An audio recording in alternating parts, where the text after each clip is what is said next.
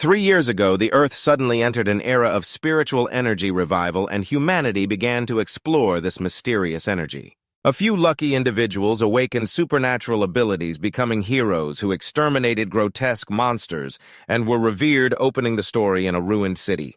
Lam Tien's entire body was stained red with blood, covered in countless wounds as he roared in fury.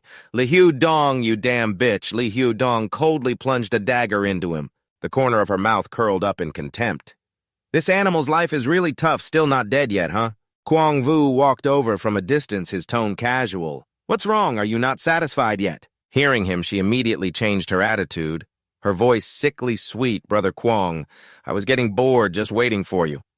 He wrapped his arm around Hu Dong's waist, his eyes filled with contempt for Lam Tien. "Your comrades have been wiped out by me now. It's your turn. Any last words before you die?" Lam Tien, being stepped on, roared with hatred.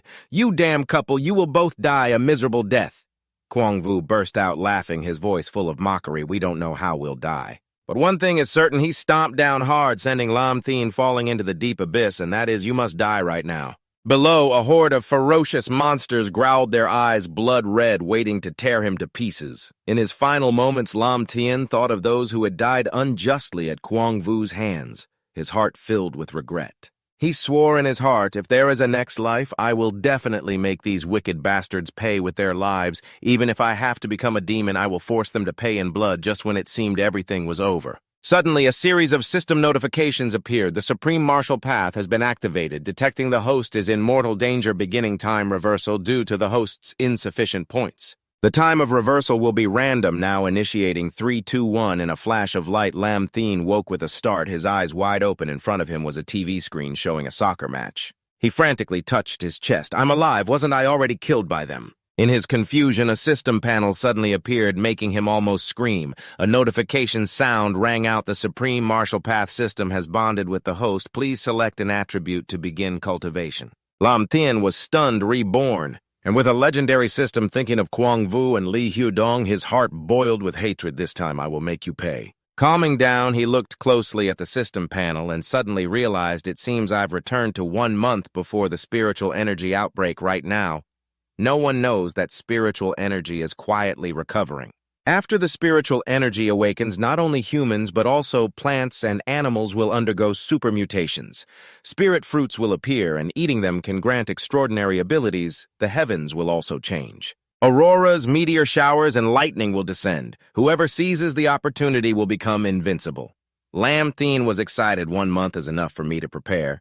He opened the system introduction, and the screen displayed. Attributes come with daily missions. Attribute cultivation and point exchange without hesitation.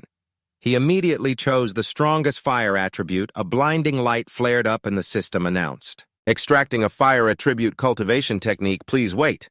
Then a sparkling crystal appeared in mid-air, emitting a mystical purple light. "Congratulations, host, you have drawn the heavenly scorching flame art. A purple-grade fire attribute technique, the reward of 5 system points, has been activated." Lam Tien's eyes lit up, unable to contain his excitement. A purple-grade technique. "In my past life, a blue-grade one was enough to make the world fight over it. Yet this time I've obtained a supreme treasure." Without hesitating, he crushed the crystal. Immediately, surging firepower erupted within his body. Flames burst forth, enveloping his entire being. The surrounding temperature soared. His eyes burned with determination. "In this life, I will stand at the very peak. I won't let anyone dare to look down on me." Just then, his phone rang, seeing the name Li Hu Dong on the screen. Lam Tien's expression immediately darkened. "I almost forgot about this venomous snake." He answered the phone, his voice as cold as ice. "What is it on the other end?" Hu Dong shouted bossily. "I like a handbag. I'm short 20,000. Transfer the money to my WeChat right now." Remembering how he was used and discarded like a tool in his past life, Lam Tien exploded. "Piss off and go find your rich boy Kwang Vu. Don't you dare call me again." Kwang Vu hung up abruptly. He could imagine Hu Dong's dumbfounded face scene change. Hu Dong's face was scrunched up. "He dared to hang up on me and even cursed at me. Is he crazy?" Kwang Vu smirked mockingly.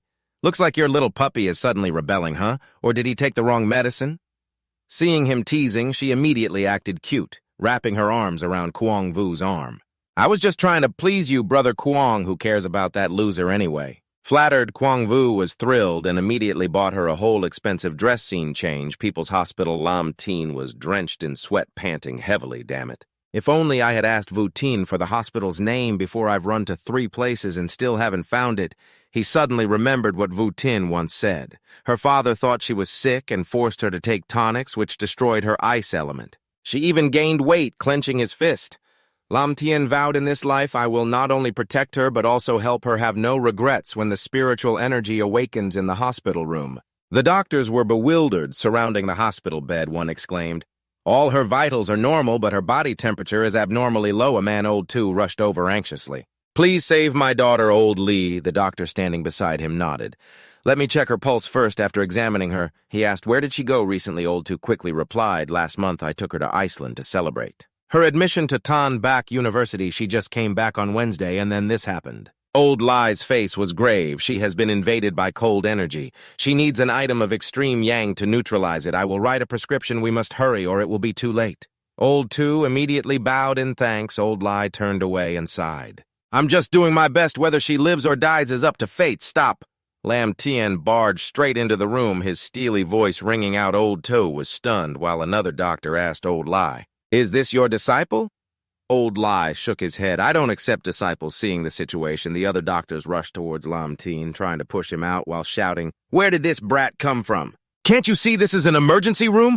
He struggled with them resolutely, shouting loudly, Mister, to your daughter isn't sick. She has awakened the extremely rare ice attribute spiritual energy if you treat her incorrectly. Not only will her body be destroyed, but her future will also be cut short. Another person witnessing this scene angrily scolded, You've read too many novels and now there's something wrong with your head. Isn't that right? Hurry up and drag him out! Just then a loud shout echoed, making everyone jump. Old Lee stared at Lam Tien with suspicion and asked young man, how do you know about this ice attribute spiritual energy? Who are you exactly? Lam Tien calmly replied, who I am is not important. The crucial thing now is to save her and wake her up. Hearing him say this, the entire room fell silent. Only Old Lie remained calm. His scrutinizing gaze fixed on him with a hint of mockery. He spoke up, if that's the case. I'd ask this little brother to enlighten this old man on how to cure this illness. Without beating around the bush, Lam Tien got straight to the point, listing the necessary ingredients: fresh ginger, 2 kian aconite root, 2 kian cinnamon bark, 5 kian, and Angelica sinensis, 1 kian. The ingredients he listed left the nurses utterly astonished. Isn't this Teacher Lie's prescription? How does this kid know it? He must have copied it. Hearing this, Old Lie just smiled faintly. Little brother, your prescription is indeed identical to mine, but it still can't cure young Miss Toe's illness. Yes. Before he could finish, Lam Tien interrupted. I'm not done speaking yet. Don't be so quick to interrupt. This prescription is still missing one most crucial ingredient. As he spoke, he raised one finger, declaring it's the stardew flower. Hearing this, Old Lie's eyebrows twitched slightly, his expression changing from initial indifference to surprise. Little brother, even if your prescription can help young miss to wake up without any harm, I'm afraid the stardew flower cannot be found in this world. Hearing Old Lie's confirmation, the nurses were even more shocked. Teacher Lie actually acknowledges that this kid really has a way to cure the young lady of the Tu family. Could it be he wasn't lying? Hearing there was hope to save his daughter, Old Tu rushed forward, his voice full of pleading. Old Lee, how much is this stardew flower? The Tu family is not short on money. Please tell me where I can buy it. Old Lee shook his head helplessly. It can't be bought. The stardew flower is famous for its blue star-shaped petals and a center that glitters with a silver light. At night, the flower emits a faint glow like stars in the sky, which is how it got its name. Its sap can quickly heal wounds and relieve pain. This is what my father and I read in an ancient book, so this flower only grew in ancient times, when the earth was abundant in spiritual energy, so it cannot be found now. Hearing this, Old Tu panicked. What? Does that mean my daughter will have to suffer like this for the rest of her life? Seeing this, Lam Tien immediately reassured him. Uncle Tu, don't worry. I said I can save Voutin without letting her suffer any harm. Old Lee was surprised by his confidence. Little brother, do you mean you have that legendary stardew flower? He nodded affirmatively. That's right. At this moment, another doctor stepped forward to advise Old Lie. Don't believe this kid's nonsense. How could a poor wretch like him possibly have it? He probably peeked at the prescription through the camera in the operating room.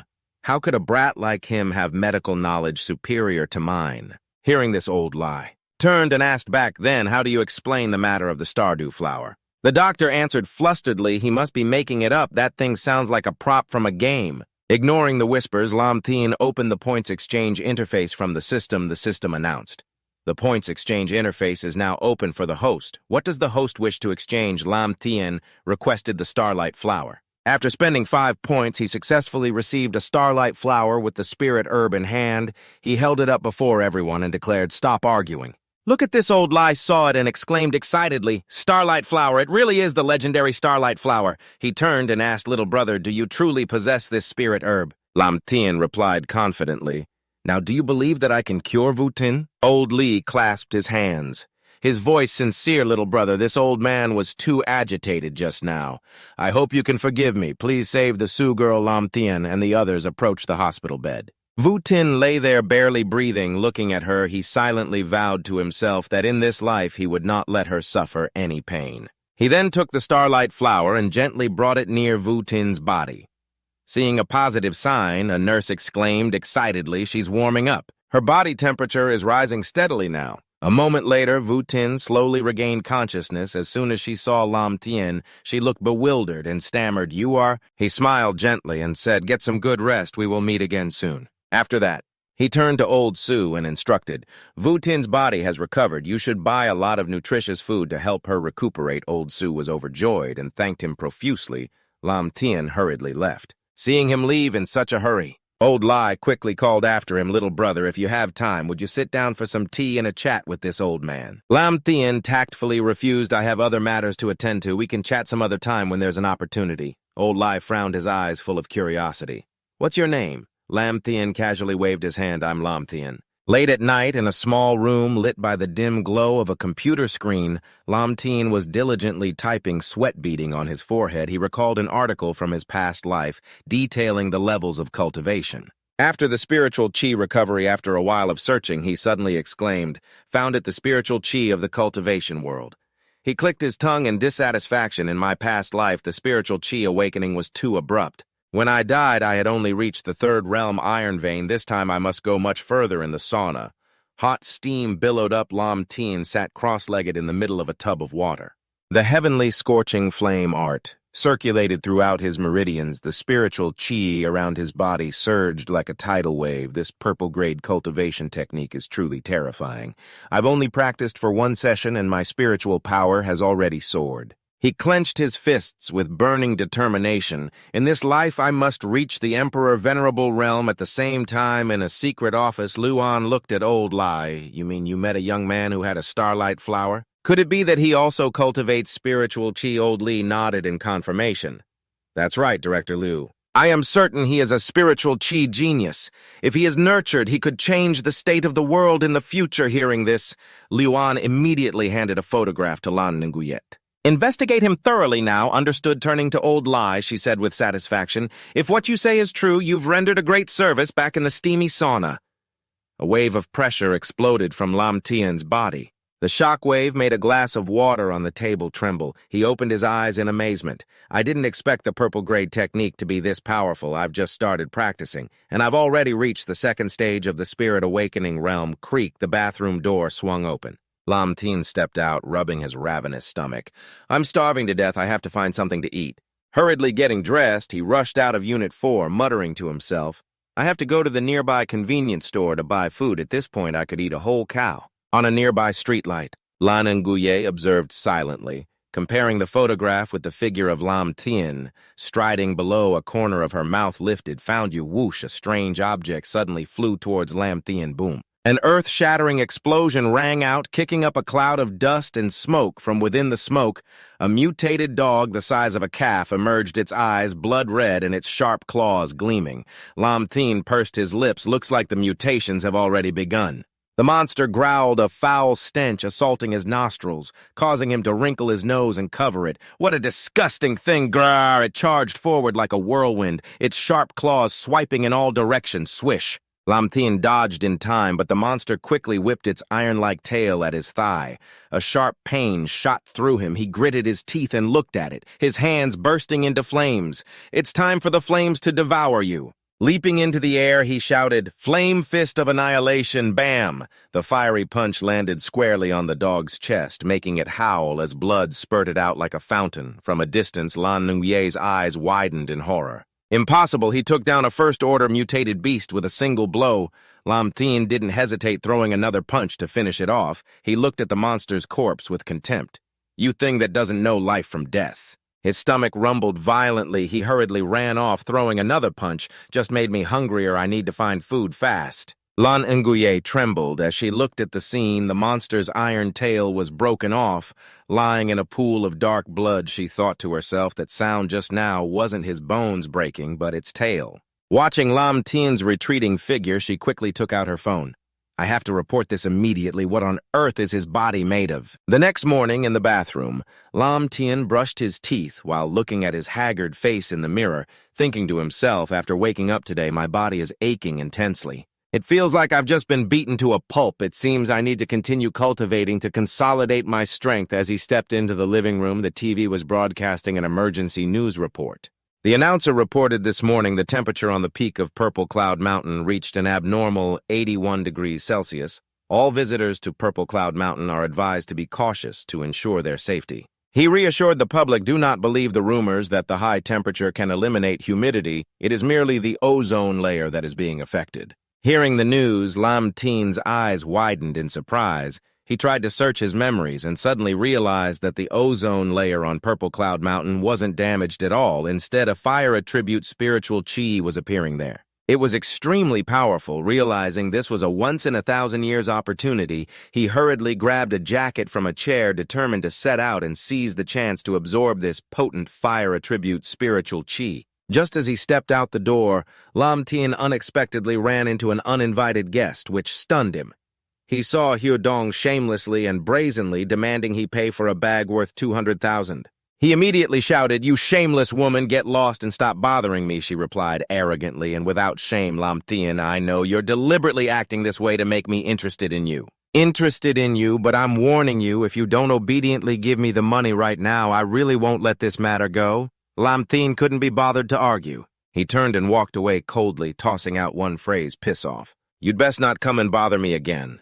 How despicable at Purple Cloud Mountain. As news of the 81-degree temperature spread, a curious crowd gathered endlessly. Security guards shouted loudly to remind them. "Everyone, do not cross the warning line. It's really 81 degrees inside. This is no joke. You could be burned alive." A few reckless young men, ignoring the danger, threw popcorn into the Purple Cloud Mountain area. They shouted, "What the hell are you trying to pull?" "I don't believe this place is that hot."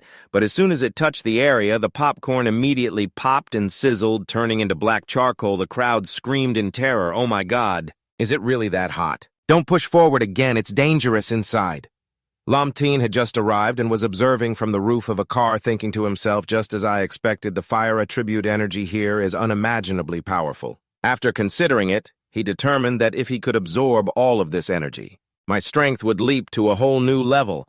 Without any hesitation, Lam Tien rushed straight into Purple Cloud Mountain before the astonished eyes of the crowd. Some people exclaimed, "Is he not afraid of death?" A kind-hearted security guard shouted loudly, "Kid, come back quickly or you'll be burned to death." He rushed into the scorching area, his whole body feeling like it was on fire. I didn't expect the fire attribute energy to be this powerful. Lam Tien endured that terrible pain, feeling as if every cell in his body was being incinerated and his flesh was being torn apart. He gritted his teeth and silently vowed, in this life, I must become a powerhouse. This scene left the crowd gaping in awe, exclaiming, "What's wrong with this guy? Oh my God, could he be evolving? Look, his eyes are on fire." After finishing absorbing the energy, Lam Tien realized he had become the center of attention. He thought to himself, "I can't let too many people notice me. I have to get out of here now." With that thought, he immediately shot off like a flash, causing the crowd to clamor and shout, "An immortal! There's an immortal! Did anyone get a picture of the immortal just now?" A bewildered security guard couldn't believe his eyes, muttering it was scorching hot just a moment ago. How is it normal now? Could that kid really be an immortal? His face turned deathly pale that night in a luxurious villa. Liuan silently watched the news report. A mysterious young man appeared on the peak of Purple Cloud Mountain, resolved the abnormal climate phenomenon, and then vanished before everyone's eyes. She immediately picked up the phone and gave an order to the person on the other end. Quickly suppress the news about Purple Cloud Mountain. Don't let it spread any further to avoid causing public panic. Yes, at that moment, Lan Nye walked in quietly. Seeing her, Luan spoke up and asked, "Last night you witnessed that kid blow away a first-order mutated dog with a single punch, didn't you?" She nodded in confirmation. That's right. Furthermore, the mutated dog's attack didn't seem to harm him at all. Hearing this, she became pensive. It seems that in just 2 short days we have discovered 2 geniuses. She thought to herself, I can't let other factions get to him first. I must bring Lam Tien into the organization as soon as possible. After thinking it over, Luan stood up and signaled for Lan Nguyet to take her to meet Lam Tien. At his home, Lam Tien was cultivating as spiritual energy swirled around him when his eyes suddenly snapped open, flashing with a cold golden light as a powerful aura erupted from his body. He had successfully broken through to the Gushing Spring realm at that very moment. The system announced, "Congratulations, host, for reaching the Gushing Spring realm. The reward is a new attribute slot. The host can now cultivate another attribute simultaneously." The system activated the enchantment function, allowing him to permanently imbue a weapon with an element with its durability depending on the weapon's material, causing Lam Tien's eyes to light up with excitement as he exclaimed, "Doesn't this mean I can craft my own elemental weapons?" He rushed to grab his familiar knife and said excitedly, "Old friend, watch how I turn you into a priceless treasure." But before he could begin crafting, the doorbell suddenly rang, startling him, and he wondered who could be visiting so late at night, and upon opening the door to find 2 strangers, Lam Tien asked in surprise, "Who are you people?" The man spoke up and introduced himself. "I am Luan, president of the Spiritual Energy Cultivation Association, and this is my subordinate Lan Nguyet. We came to talk with you about spiritual energy cultivation." Hearing this, Lam Tien thought to himself about the Spiritual Energy Cultivation Association, suddenly recalling that in his past life, when he and Voutin were in danger, he had been saved by a girl from this very association. However, he had never had any contact with them in this life, which made him a bit suspicious. So he asked, "How do you know about me?" And seeing his confusion, Luan took out a photograph of Voutin. He explained, "Old Li, the one who treated the young lady of the 2 family, mentioned you, and Voutin has also joined our Spiritual Energy Association," which made Lam Tien ponder, thinking that these people didn't seem to have any ill intentions. Seeing his hesitation, Luan spoke up, "Little brother, have you not considered joining us?" Lam Tien tactfully declined, saying now is not the right time to join an organization, and he explained to Luan that he wanted to cultivate on his own, first waiting until the spiritual energy on Earth was fully restored. Only then would he consider other matters, and hearing this, Lan Nguyet spoke up. "I know you have become a first-stage awakened, but to be frank, your entry into the spirit awakening realm was pure luck. Without the association's guidance, reaching the Gushing Spring realm would not have been easy, and she advised in the future the Earth will change, and at that time spiritual energy cultivation will be the only path. To develop steadily, the association's guidance is essential, and she recalled that at first she also thought she could awaken on her own, so she had refused the association's invitation.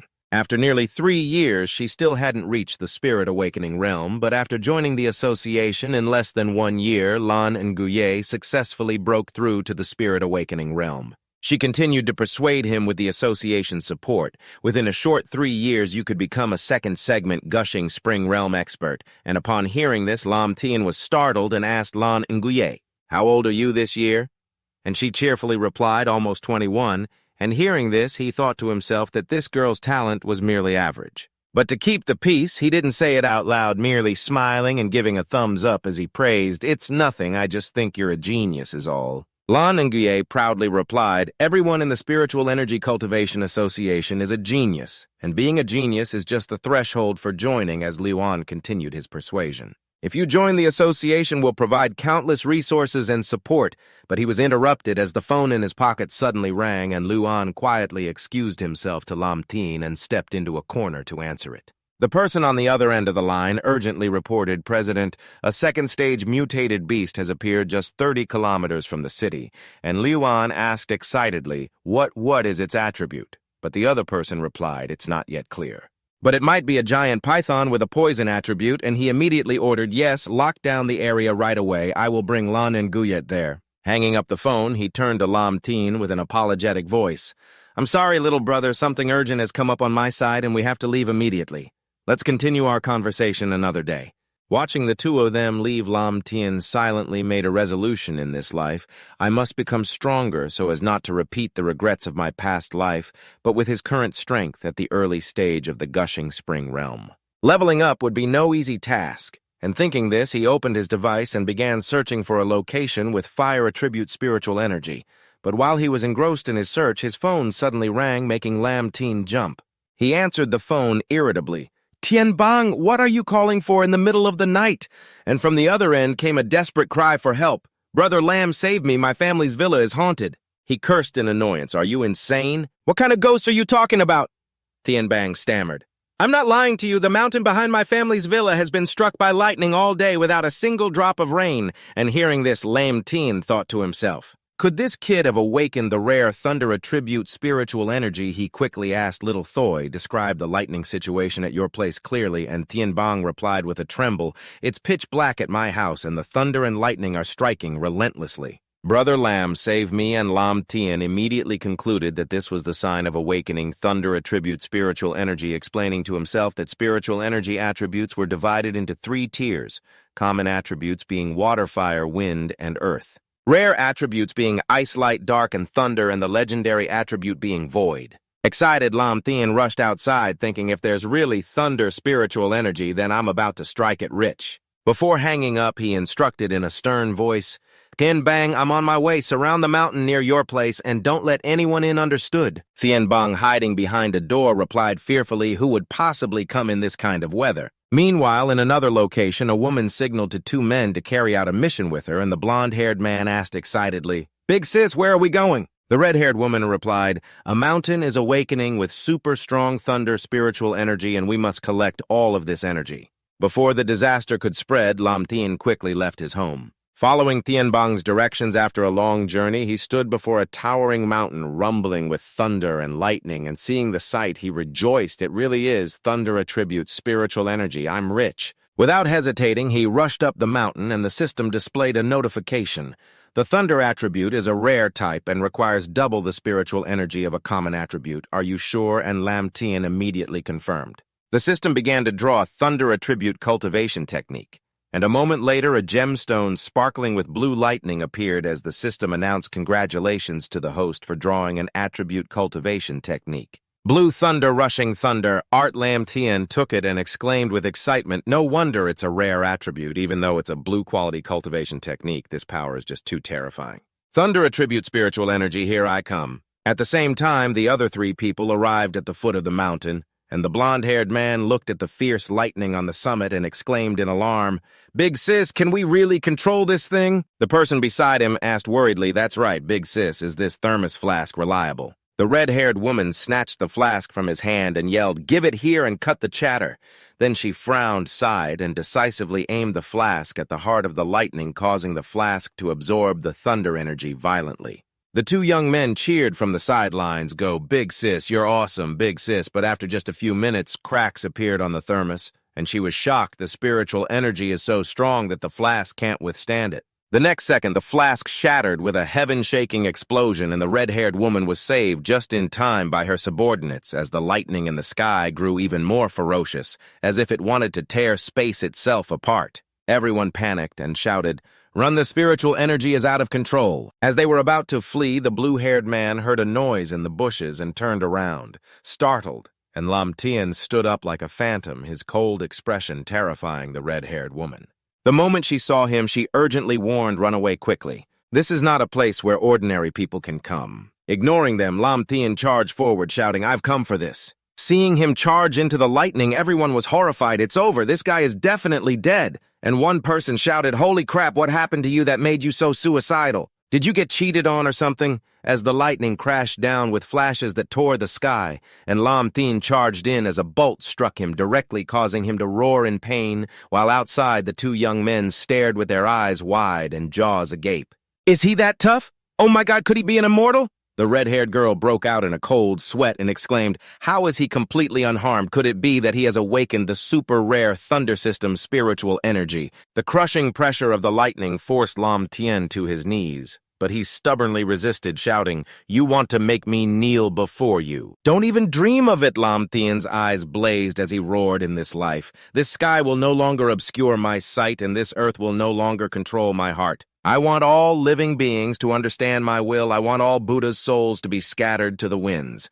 Lam Tien roared imposingly, declaring that in this life he would definitely rise to become an invincible expert as his eyes turned completely white and lightning shot from his mouth, merging with the terrifying power of the thunderstorm. At this moment, Lam Tien's body was suspended in midair, and feeling the surging energy flowing through him, he was silently satisfied with the new power he had obtained. The system's voice announced congratulations to the host for obtaining 2 types of spiritual energy, fire and thunder, and the system continued to ask, "Do you wish to fuse these 2 types of spiritual energy to create an attribute spiritual energy of the legendary Thunderflame type?" Hearing this, Lam Tien immediately agreed, shouting, "Combine them at once," and his body instantly fused the 2 streams of fire and thunder spiritual energy, erupting with a powerful pressure that shook the very space around him. After the fusion was complete, the corner of his mouth lifted slightly as he whispered, "So this is the legendary attribute spiritual energy. I can finally feel this power." The rain poured down like a waterfall as the scene shifted to the gate of an abandoned factory where 3 figures stood silently in the downpour, and the man slowly began to speak. Based on the previous analyses, this mutated beast is a giant python with the dark attribute, and Langu nodded in reply, "I know." After that, she carefully instructed her 2 teammates to crush the jade pendant if they encountered danger, to activate a light attribute protective shield powerful enough to save everyone's lives. Luna Lang loudly emphasized that the top priority in all actions was to ensure absolute safety with no recklessness. After saying that, she ordered the mission to begin. The 3 of them silently entered the warehouse as darkness enveloped them. A pair of blazing red eyes suddenly flashed in the dark. Luna Lang quickly sensed the danger and shouted, "Watch out," but it was too late. Suddenly, a terrifying aura surged forward, knocking all 3 of them back. A giant, ferocious python lunged at them, and the 2 men immediately drew their darts. They simultaneously threw them straight at the beast's head. Instantly, the python was completely frozen, its body stiff. Seeing this, the group cheered, "We did it." But just then, Luna Lang sensed something was wrong. She screamed, "Run!" The python easily shattered the surrounding ice. From its mouth, it spewed a toxic green gas. The poisonous gas spread, causing all 3 to become dizzy, gradually lose consciousness, and collapse to the ground. Luna Lang tried to cover her nose and with all her strength reported to headquarters through the communicator giant python. Just as she finished speaking, she couldn't hold on any longer and fainted. The python lunged forward and coiled around Luna Lang's body. Its eyes filled with desire. The scene changes to another location. An urgent voice rings out, "Little brother, I'm begging you." In the room, Director Liu Ying sat opposite Liu Lin, his voice full of worry. "Right now, you are the only one who can resolve this crisis." Liu Lin carefully read the information about the python, thinking to himself, the dark attribute is a rare one. Looking at the information, he felt a pang of regret if it weren't for the fact that he had no more attribute slots. He definitely wouldn't have passed up the chance to absorb this power. Director Liu Ying said worriedly, "That girl Luna Lang, her fate is unknown. The only hope is you, the one who has awakened the fire attribute." Liu Lin frowned slightly and asked suspiciously, "Director Liu, how did you know I awakened the fire attribute?" Hearing this, the director laughed awkwardly, scratching his head. "I had Luna Lang follow you before she saw you destroy the mutated dog with her own eyes." Hearing the reason, Liu Lin suddenly remembered the mutated dog from that day. He immediately realized it was their scheme. He looked coldly at Director Liu Ying and questioned, "You sent someone to follow me?" The director hesitated and explained, "I only did it for the safety of the people." After a moment of thought, Liu Lin nodded in agreement but demanded they stop following him. Director Liu Ying clasped his hands and promised, "You have my word, little brother." Then he asked, "How many people do you need for support?" Liu Lin turned his back and replied confidently, "I alone am enough." Meanwhile, at the factory, Luna Lang groggily woke up, startled by a blood-curdling scream in front of her. The giant python was swallowing a man whole. Luna Lang realized with horror that this python evolves by devouring cultivators. She staggered to her feet. She thought to herself, "I can't let it evolve successfully. Otherwise, the surrounding people would suffer a terrible disaster." The python spotted Luna Lang and immediately opened its mouth to lunge at her. She quickly cast a spell. She unleashed a powerful blow, causing the python to cough up blood in pain, but only a moment later her ice spell was shattered by it. Luna Lang was stunned as cold sweat trickled down her back. The enraged python lunged forward, attacking fiercely, knocking her down and making her spit blood. She realized with terror that it had successfully evolved. In a moment of despair, she could only watch helplessly as the giant python approached. Just in the nick of time, a figure walked in and spoke, "Oh crap, I'm here now. I just remembered, isn't this rundown factory the place I worked as a laborer after high school? The factory owner still owes me 1 month's salary. What bad luck." Luna Lang turned her head, recognized the familiar figure, and whispered, "Leo Lin." He replied loudly, "Director Liu sent me to get everyone out." "Me? Where are the others?" Luna Lang shouted worriedly. "Run. You're no match for it. It has already evolved to the 3rd stage. Leo Lin casually cleaned his ear and said in a calm voice, Yeah, I know. The one being rescued should just wait patiently, okay? Just don't run around." He leisurely walked up to the giant python without a trace of fear and declared, "Let me see what you're really made of." The python growled and lunged. A frantic Luna Lang screamed, "Leo Lin, run." But Leo Lin erupted with the power of lightning and fire which swirled around him like a fierce whirlwind. In an instant, he threw a thunderous punch carrying flames, blasting it straight into the dark python. The punch landed, sending the python flying like a kite with a broken string. Luna Lang witnessed this scene and stood there dumbfounded, The giant python crashed to the ground with a loud thud. Luna Lang shouted, "Don't let it escape, Leo." Lin reached back, drew his sword, and reassured Luna Lang. "Don't worry, it's not getting away today." His lightning and fire power exploded, a flash of lightning in his eyes. He executed a thunderclap strike, lunging forward and slashing off the python's tail with his sword. Then he calmly sheathed his sword and his cold voice rang out, "It's done." Luna Lang clutched her wound and slowly stood up, looking at him with astonished eyes. You've actually finished awakening your attributes." He turned to look at her, thinking to himself, according to his memories, the Spirit Chi Cultivators Association had never done anything wrong. They only help people overcome difficulties, so it should be fine to reveal this to them. With that thought, he frankly admitted, "I have awakened 2 attributes, fire and lightning." Luna Lang was stunned, telling herself he will definitely become a super powerful expert in the future. Arriving back at the base, she immediately reported to Director Liu Ying that Leo Lin had admitted it himself. She said seriously, "He awakened 2 types of attributes, lightning and fire." Director Liu Ying nodded and smiled meaningfully. No wonder he demanded not to be followed anymore. He thought to himself, such a talent must definitely join the Spirit Chi Cultivators Association. Luna Lang asked again, "Director, so should we continue to monitor Leo Lin in the future?" He suddenly changed the subject, "You should also find a boyfriend." Hearing this, Luna Lang was baffled and confused. "Yes, sir." In a meeting everyone was discussing, one person spoke up, "Director Liu, regarding the matter of the Spirit Chi revival, we should announce it to the public." Junior Lee added, "There have been more and more troubles lately. We can't just keep treating everything as an accident, right?" The man opposite him retorted, "Are you crazy? Do you know how much trouble announcing this hastily will cause? But a few scoldings won't solve the problem then." Junior Lee frowned and replied, "How dare you say that? If the Spirit Chi matter had been announced, we could have evacuated the civilians from the factory incident in time yesterday." The man retorted, "Wasn't the factory incident ultimately resolved anyway?" The 2 sides grew tense, slamming the table and pointing at each other. The man shouted, "Is that how you solve things? Wasn't it because you kids called someone else to handle it?" Seeing the argument, Director Liu Ying frowned and interjected, "Stop arguing." The 2 stopped and turned to look at him. Director Liu Ying said softly, "Junior Lee, sit down, you're right. If Leo Lin hadn't intervened last night, I wouldn't have just lost my daughter and my subordinate. But the nearby civilians would have also been in danger." He analyzed, however, as the other members have said, announcing the Spirit Chi revival now would cause social chaos, so I propose a plan. Director Liu Ying took a pointer and pointed to the board, saying, "The areas I've marked are where Spirit Chi has recently revived. We can select these places as test sites, promoting them as tourist attractions to see how effective it is before deciding on the next step. What does everyone think?" Junior Lee immediately agreed, "Yes, let's try it as Director Liu suggests."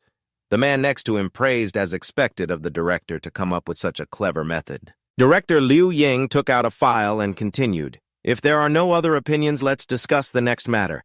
He distributed Leo Lin's file to everyone, saying, "Yesterday you all witnessed Leo Lin's strength. I want to invite him to join the association as the captain of a cultivation team."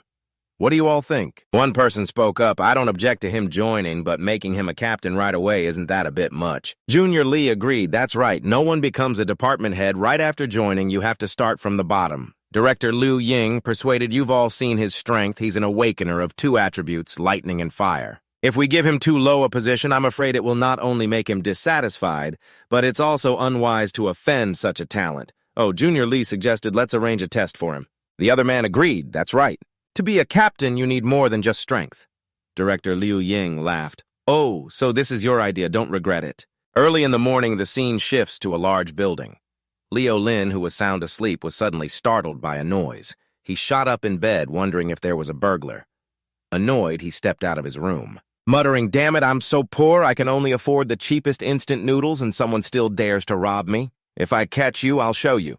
He aggressively opened the door and shouted, you bold thief, bow your head and admit your mistake. Surprisingly, Luna Leng appeared from the kitchen, calmly sweeping with a broom in her hand. Seeing him, she gave a small greeting. Leo Lin nodded in response, but then suddenly realized something was off. He shouted, wait a minute, why are you in my house? Didn't you say yesterday you'd stop following me? Luna Leng replied while cleaning, I'm not following you, I've come to live with you. Leo Lin froze, stunned. The two sat down in the living room to talk. He asked, so you people want me to take some kind of test? Luna Leng nodded yes. He closed his eyes and thought to himself, in just 3 more days the spirit chi will erupt. I can't waste any time. He firmly refused, but Luna Leng tried to persuade him. I know you think this trial slows down your cultivation, but this is a special trial for cultivators. Not only are new members participating, but the trial location has recently experienced a resurgence of spiritual energy. Although the level isn't high, there might be a fateful opportunity. Lam Tien recalled Langu mentioning that Voutin had also joined the association. He asked if Voutin was participating. Langu replied she's going too. He remembered Voutin once talking about a great opportunity there. After reconsidering, he changed his mind, saying, I need to find her for something, so I'll join this trial. At the stadium, everyone had gathered. Liu Ying spoke up. You all may have gotten used to a peaceful life. He warned that the world would soon no longer be peaceful, and death would become commonplace. In a moment, I will introduce a powerful cultivator who will be your captain, leading everyone in this trial. Second Lai Kai was curious about who the captain was.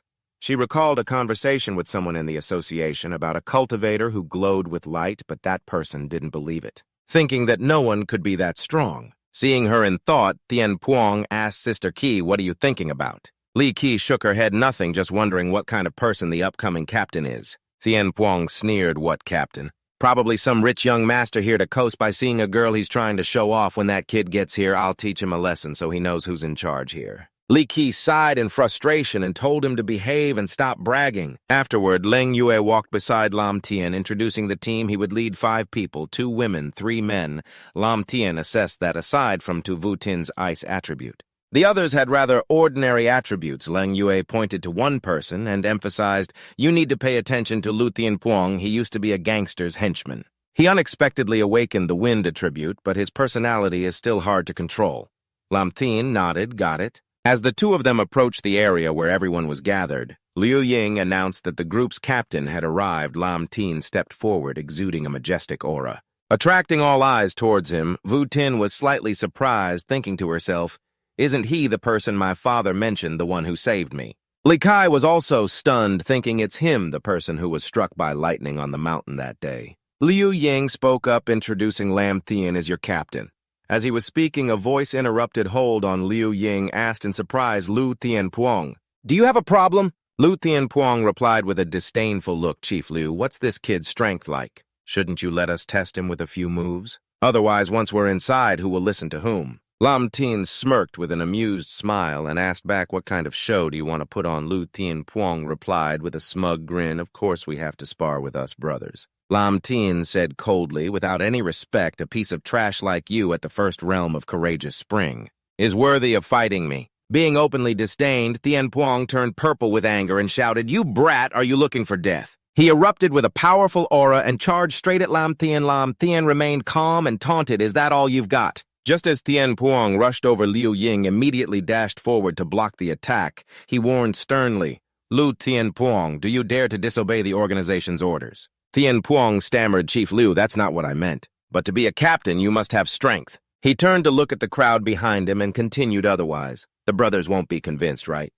Seeing Tien Puang's expression, the crowd fearfully stammered in agreement. That's right, Chief Liu. We are cultivators. Strength is everything. If the new captain can't prove his ability, it will be hard for us to obey. Liu Ying calmly replied, You don't need to doubt little brother Lam Tien's strength. A few days ago, he single-handedly defeated the dark giant python and saved Leng Yue. Hearing this, Li Kai exclaimed in shock what he alone saved Sister Leng. Tien Puang snorted coldly, his contempt evident. I think he just got lucky that dark giant python is so powerful. How could it be defeated by one person alone? Liu Ying, not wanting to argue, warned sternly, Everyone stand straight. Anyone who causes more trouble or challenges, the rules will be expelled from the association immediately. Then he announced the content of the trial. This mission is to eliminate a creature called the Thorned Horror Beast. According to information from the association, this creature not only has a human-like form, but also has the ability to move freely. Before starting, Liu Ying seriously reminded everyone, perhaps you all thought this world was safe before, but I want to warn you that once you step onto the path of cultivation, death is always lurking nearby. His grave voice sent a shiver down everyone's spine. A moment later, the group entered the forest. Lam Tien observed his surroundings as he walked, thinking to himself, this is the designated location for the trial, but where is the monster? Could it have burrowed underground? Voutin asked worriedly, do we have to go through there? Lam Tien looked at the ancient trees surrounded by a thick spiritual aura, his heart full of questions. The closer to the trees, the stranger, the power, the spiritual energy radiated. But why haven't I seen the monster Chief Lu mentioned yet to ensure safety?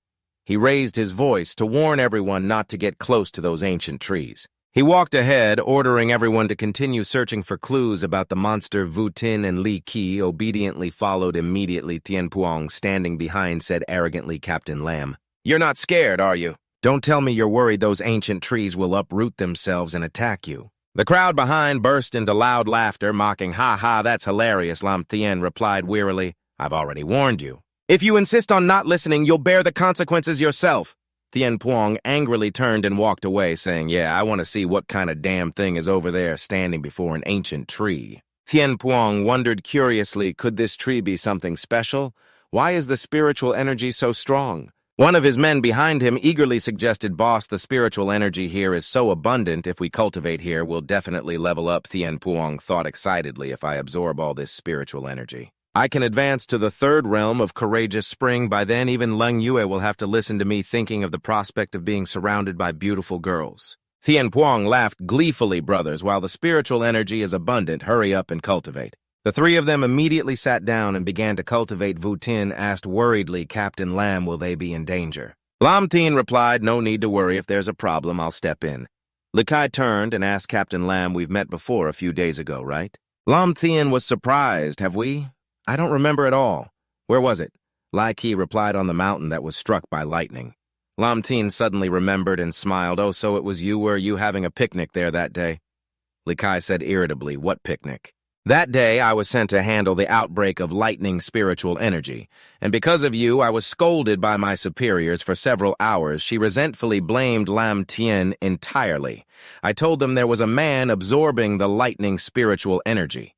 But they said I was making things up. I just turn a deaf ear to whoever scolds me. Lam Tien quickly apologized to appease her, then told them both the spiritual energy here is very abundant. You two can go ahead and cultivate. Voutin asked curiously, You're not going to cultivate? Lam Tien thought to himself, She's still as kind as in my past life. He smiled and replied, The spiritual energy here isn't compatible with my attribute. You two go ahead and cultivate first. Then Li Kai pointed in a direction.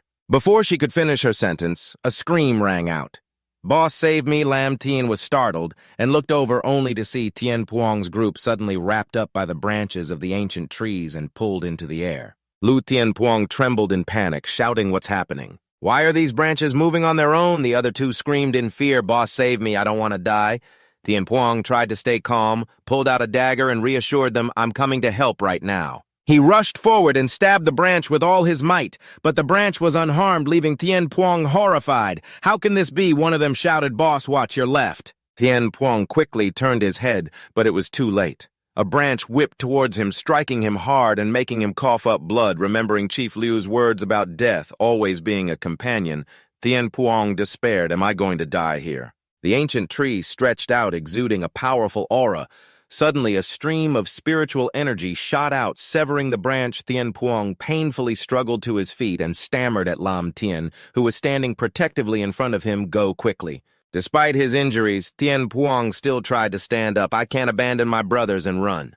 Lam Tien glanced at him and assessed. It seems you have some sense of loyalty. Thien Puang snapped, Stop talking nonsense. When men go out, they must have a sense of honor. He bent down to pick up the dagger, thinking he would channel his lightning and fire energy into the blade. Lam Tien poured lightning into the dagger, causing the blade to glow brightly. Thien Puang's eyes widened in shock. What are you doing?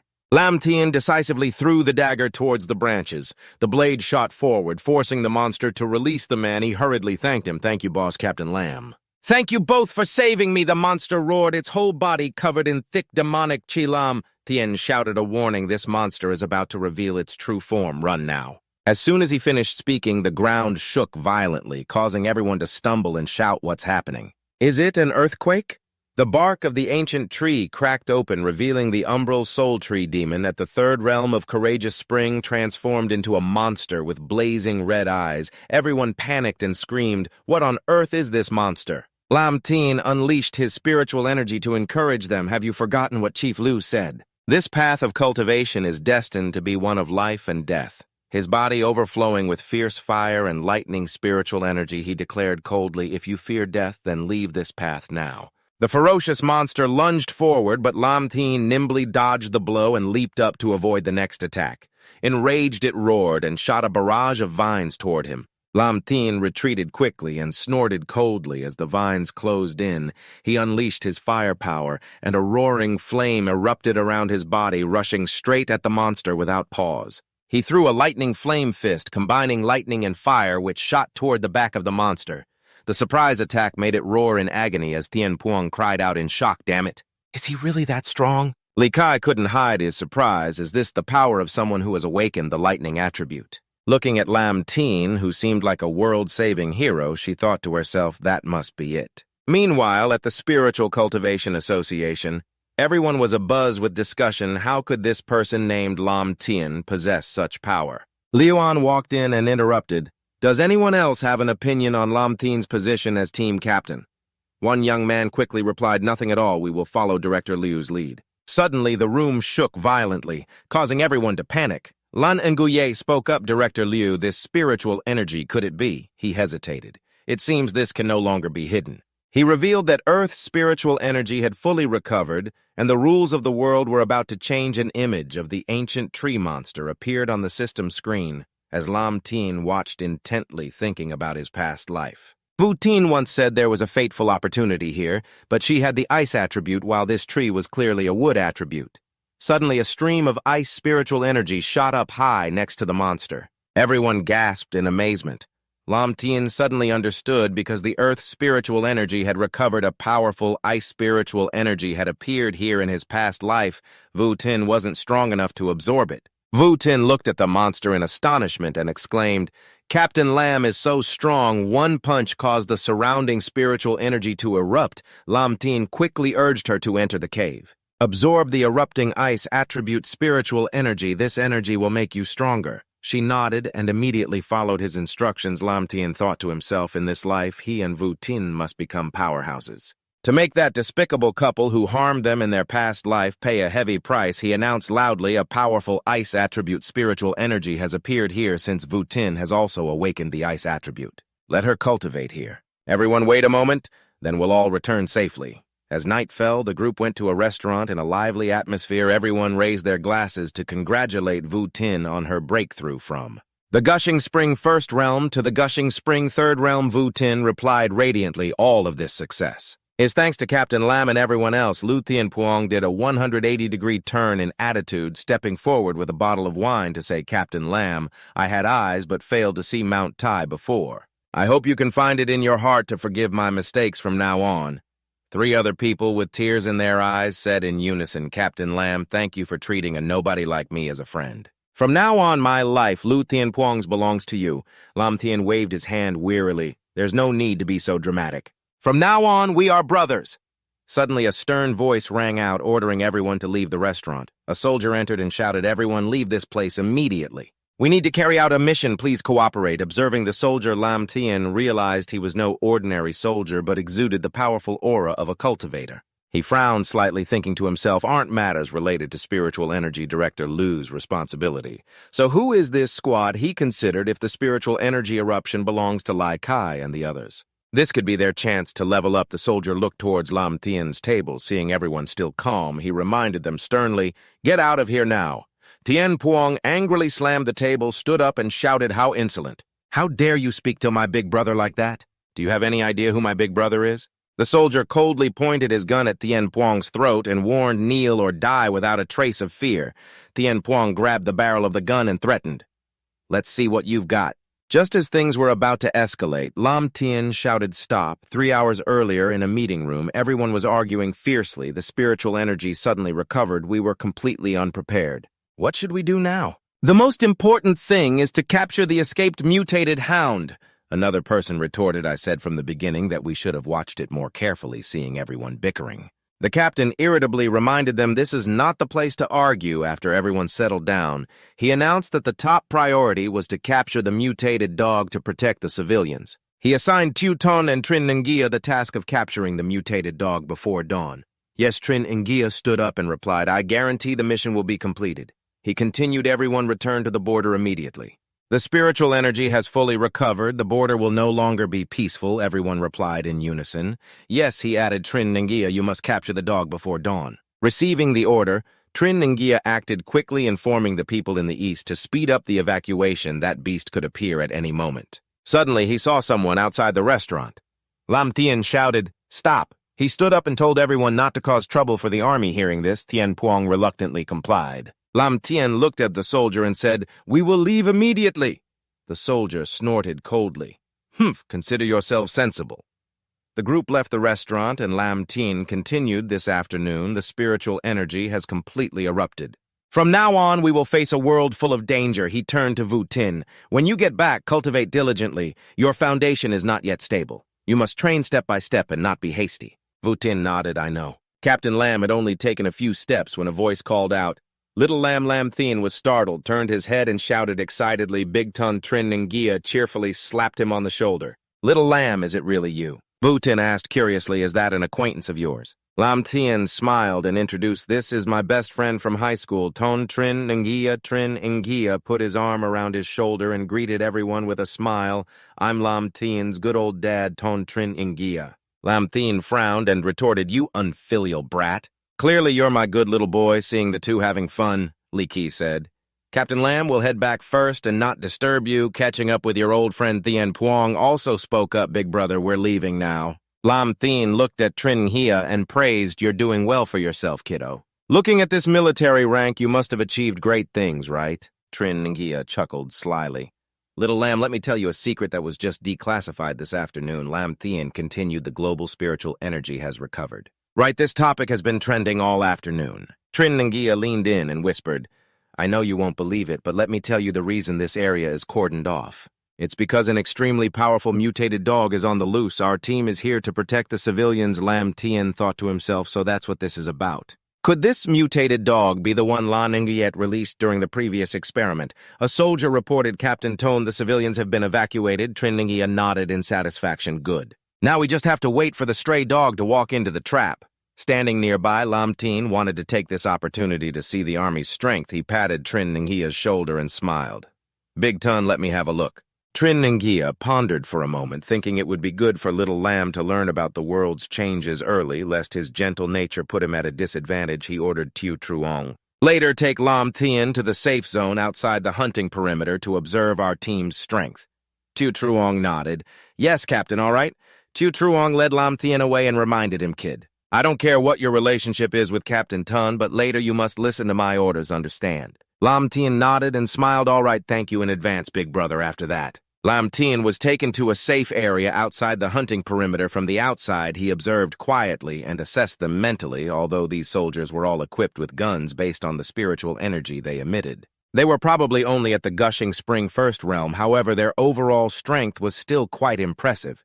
Suddenly, he detected an unusual noise from inside the room. A soldier shouted a warning. "Be careful, the mutated hound is here." As soon as the mutated hound rushed out, the soldiers immediately surrounded it and opened fire simultaneously. The bullets hit the mutated hound's body directly, but they didn't cause any damage at all. On the contrary, it only enraged the beast, causing it to charge crazily and attack everyone standing outside. Lam Tien stood up agitated and worried inwardly. This mutated creature is at least at the Gushing Spring Third realm. To think that such creatures could appear so easily when the Earth's spiritual energy has just begun to recover. Realizing the danger, Trin Nghia immediately rushed onto the battlefield, shouting, "Regular soldiers, fall back, special task force members with me." After that, he ordered them to deploy the Black Tortoise formation to restrain the beast immediately. Everyone set up the formation surrounding the mutated hound from 4 sides while one person quickly grabbed its tail.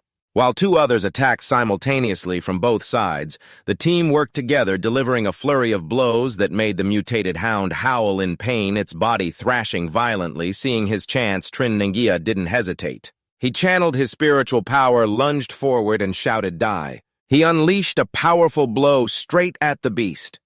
Watching from a distance, Lam Tien breathed a sigh of relief. Although their strength was only at the 2nd level of the Yongquan realm, their unity and absolute trust in each other had helped them surpass their own limits. Lam Tien frowned slightly, thinking his worries were perhaps unnecessary. He turned away, muttering to himself that it was only a matter of time before they took down the aberrant hound. But unexpectedly, the seemingly fatal blow didn't finish the aberrant hound and instead made it roar even more fiercely. The aberrant hound's body swelled with each breath, exhaling dense demonic energy, as if it wanted to swallow the entire space. Lam Tien turned his head in utter confusion. Trin Nghia's face turned pale with horror, never expecting this beast would try to evolve. He immediately ordered everyone to stop it. "Absolutely do not let it evolve, or we will all die." But as everyone charged forward, a wave of pressure erupted from the aberrant hound, blasting the entire group away. In the hazy mist, its colossal figure gradually faded. Then it silently vanished into the darkness. In just a flash, the aberrant hound reappeared with a new look, sharp spikes growing all over its body, its white eyes bloodshot and filled with murderous intent. Sister Nghia screamed in terror, "We're doomed." Looking at its giant body, he gritted his teeth. This beast really evolved. A few soldiers behind him panicked and asked, "What should we do now?" Sister Nghia replied coldly, her eyes blazing, "We'll fight it to the death. We absolutely cannot let it harm the civilians behind us." After that, Trin Nghia and the Special Task Force charged forward. The aberrant hound roared ferociously and lunged forward. In a flash, he and the soldiers were knocked away like kites with their strings cut. Outside the barrier, everyone's faces turned pale with panic. Trin Nghia was thrown and landed in a pile of rubble covered in blood with no strength left. He could only blink as he watched the aberrant hound charge towards him in a moment that was hanging by a thread. A wave of power rushed in, stopping the aberrant hound in its tracks. Trin Nghia whispered, "Lam Tien." Lam Tien frowned angrily and shouted, "You dare hurt my brother's dye." He unleashed a lightning strike. It made the aberrant hound shriek, its whole body convulsing violently. With just one blow, Lam Tien completely dominated and pushed back the monster in an instant. Trin Nghyia's eyes widened in astonishment. Lam Tien, you're a cultivator." Lam Tien turned his head, drew his dagger, and smirked. "I'll take care of this beast. We'll talk slowly later." The surrounding soldiers exclaimed in shock, "So he's a cultivator. One blow injured an aberrant hound at the 4th level of the Yongquan realm. Is this kid really that strong?" Lam Tien flew up, his body enveloped in intense lightning. In his hand, a lightning blade shone as brightly as a thunderbolt. Realizing the danger, the aberrant hound turned to flee. Lam Tien was cold. "You can mess with anyone else, but if you mess with my people, there's no escape." As it tried to flee, he threw the lightning blade straight through its body. The aberrant hound coughed up blood and roared in pain. 2 soldiers quickly helped Trin Nghia up. Trin Nghia was surprised. "I never expected you to be a lightning attribute cultivator, and so powerful at that." The aberrant hound's eyes filled with rage as it roared and charged towards Lam Tien. He performed a technique, and the dagger in his hand flared with energy. As the beast lunged, he flew up and sliced it into 2 pieces with a single slash. The people around whispered in astonishment. His spiritual energy has just recovered, and he's already this strong. If he's given another 1.5 years, wouldn't he be even more terrifying? Trin Ngia laughed excitedly. He's truly a brother to me, Ton Trin Ngia. Little lamb, well done. Lam Tien looked at the melting dagger in his hand, inwardly surprised that even a military-grade dagger couldn't withstand the lightning flame. He considered that he needed to find a weapon suitable for his spiritual energy. Trin Ngia ran over excitedly, punched him on the shoulder, and said in amazement, "So strong, and you still hid it from me." Lam Tien said worriedly, "Your injuries aren't light." Trin Ngia put his arm around his shoulder, waved his hand, and ordered his team hurry up and drag that beast away. Lam Tien and I are going for a few drinks. The scene changes to another location. On a computer screen, the footage of Lam Tien fighting the aberrant hound alone is replaying. Phi Phi asks, "Is this person your friend?" Trin Ngia replied, "Not just a friend, we're brothers who've been through life and death together." Phi Phi thought to herself, if we can recruit this talent into the army, our strength will increase significantly. She asked, "Have you invited Lam Tien to join the army yet?" Trin Ngia scratched his head and said with a laugh, "I have. But he said he has already joined the Cultivator Association." Phi Phi was displeased. "It's that old geezer Liu Ying, isn't it? I'll go find him and demand the person right now." The next morning, Lam Tien returned home with a hamburger and a can of Coke. As he entered, he suddenly remembered he forgot to buy a portion for Lan Nuye. She was sitting on a chair and asked as soon as she saw him, "Did you participate in the army's operation last night?" Lam Tien calmly replied it was unexpected. "I didn't intend to interfere at first, but I saw my brothers in trouble. Is something wrong?" Lan Nguye explained this morning the daughter of the army's commander-in-chief kept calling and bothering Director Liu, wanting you to join the army. Lam Tien asked, "What did you say to Uncle Liu?" Lan Nguye replied, "Director Liu has already handled it." "But that girl isn't easy to deal with. You should be careful for the next few days. Lam Tien didn't seem to care, so what? Does she want me to marry into her family or something?" As they were talking, the phone rang. He answered, "Big Tun, what's up?" A loud voice came from the other end of the line. "Is this Lam Tien?" "I am Tam Phi Phi Ton Trin Ngia's superior." Lam Tien paused and glanced at Lan Nguye. Tam Phi Phi continued, "I know of a place that contains powerful fire spiritual energy. Would you like to come see it?" Hearing about the fire attribute, Lam Tien was overjoyed. He had been worrying about how to enhance his fire spiritual energy, and that night at a construction site, a few workers accidentally saw a blue flame floating in midair. When Phi Phi investigated, she discovered a swarm of ghost fires. At first, people thought it was superstition and invited a Taoist priest. Unexpectedly, the priest couldn't dispel the ghost fires and even made them stronger. Now the construction site is engulfed in a fierce fire. The army has sealed it off, but is helpless. Lam Tien sat in Phi Phi's supercar. She said yesterday afternoon after the spiritual energy recovered. "The fire became even stronger. If we let it spread, the public will be in danger." Lam Tien asked, "The fire is still spreading." Phi Phi replied as she drove, "That's right. Right now we can only expand the blockade." Suddenly she asked, I heard you and Lan Nye have some sort of relationship. Is that right?" Lam Tien frantically said, "Miss Tom, don't talk nonsense. Lan Nye was just sent by Director Liu to supervise me." Phi Phi cut him off. "Don't be so quick to deny it. Listen to me." She said slowly, "Global spiritual energy has recovered. For the country's safety, we must establish an army of cultivators to deal with uncertain factors. The problem is that capable cultivators have all sorts of personalities. They're fine for fighting, but they can't train new recruits," she continued. "Trin Ngia says you have a good character and great strength." Lam Tien frowned. "You want me to join to train new cultivators?" Phi Phi nodded. "That's right. As long as you agree, all benefits are negotiable." "So what do you say?" Lam Tien turned away and refused. "I'm sorry, I'm not capable of that right now. I want to prioritize training the people Director Liu entrusted to me." Phi Phi readily agreed, thinking to herself as expected, he's a man of loyalty and principle. They arrived at the construction site. The scene was chaotic, with people pushing and shoving noisily. "Don't push, it's dangerous inside. Don't get any closer." Lam Tien and Phi Phi got out of the car and were about to enter when a voice called out, "Lam Tien, why are you here?" Quang Vu and Li Hu Dong stared at him in shock.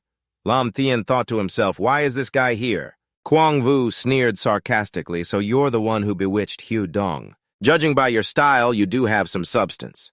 The reporters pointed their cameras at them. Lam Tien thought to himself, damn it, this is so unexpected. Well, this is going to make headlines. Quang Vu arrogantly declared, "My brother. Although you still can't forget Hyodong, you must understand that there is an insurmountable chasm between you and her. Hyodong stood beside him, her eyes ice-cold. Lam Tien, I gave you a chance. You were the one who didn't cherish it. The surrounding crowd roared with excitement. It's so lively today. What a show. Has the pure-hearted warrior lost again? Lam Tien sighed in frustration, not bothering to argue with these two idiots. Fi looked puzzled and turned to him. What's going on? Immediately, all eyes and camera lenses turned to Tom Fi. Her stunning beauty left even Kwang Vu dazed, thinking to himself that Hyodong couldn't compare. He hurried forward, extending a hand to introduce himself. Beautiful lady, my name is Kwang Vu. Fi didn't even glance at him and turned to ask Lam Tien, are these two your friends? Kwang Vu was awkwardly ignored. Lam Tien replied disdainfully, that shameless pair. Let's go. Don't waste time. With that said, the two of them turned and walked away, leaving Kwang Vu staring blankly as the crowd burst out laughing and jeering. No wonder that kid dumped this girl. If it were me, I'd choose the other one over this one 1,000,000 times over. Hearing this, Hyodong trembled with anger, thinking to herself, how dare she act so high and mighty in front of me? She's just a little prettier, that's all. I'll make her suffer. Turning to see Kwang Vu still mesmerized by Fi, she shouted jealously, have you looked enough? She's gone. Kwang Vu scratched his head, feigning innocence. Hyodong, it's a force of habit from my job. Hyodong thought resentfully, if it weren't for the money, I wouldn't even bother with you. Lam Tien and Tom Fi approached the area. The spiritual energy was sealed off. Fi confirmed with the soldier that the fire inside was getting stronger and they needed to expand the warning perimeter. Lam Tien asked in surprise, you still need to expand it. Fi replied, unless we find a way to deal with it. He looked ahead in awe, so this is it. Fi calmly confirmed, that's right. This place is filled with fire attribute spiritual energy. Seeing the strange device in her hand, Lam Tien curiously asked what she was holding. Vang Fi explained that it was a spiritual energy concentration meter. She turned to a soldier and ordered to expand the warning perimeter by another 5 kilometers, possibly up to 10 kilometers. Suddenly, they were both startled. The soldier pointed and shouted, what do you think you're doing, as Lam Tien walked step by step into the spiritual energy zone. The panicked soldier asked Deputy Commander, what should we do now? Fi stared at him tensely with suspicious eyes, wondering if he really had a way to control this flame. Lam Tien stared at the blue flame in front of him as the system's voice rang out.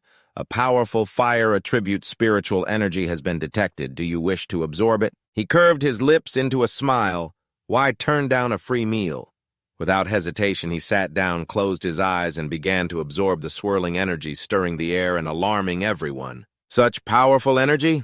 What level of cultivator is Lam Tien anyway? Fi shielded herself from the wind, thinking if he absorbs all this fire spiritual energy. What realm will he reach, the 5th or the 6th? Lam Tien gradually finished. The system announced, Fire Attribute Spiritual Energy has reached level 2.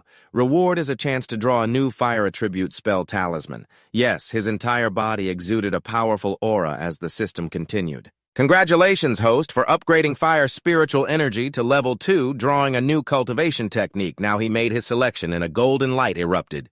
Lam Tien shouted in amazement, it's gold, it's gold! The system announced, Azure Flame Immortal Art, a gold-tier fire attribute cultivation technique. Congratulations, host, for receiving a gold-tier technique for the first-time reward of 10 system points. The Azure Flame Immortal Art stores fire spiritual energy.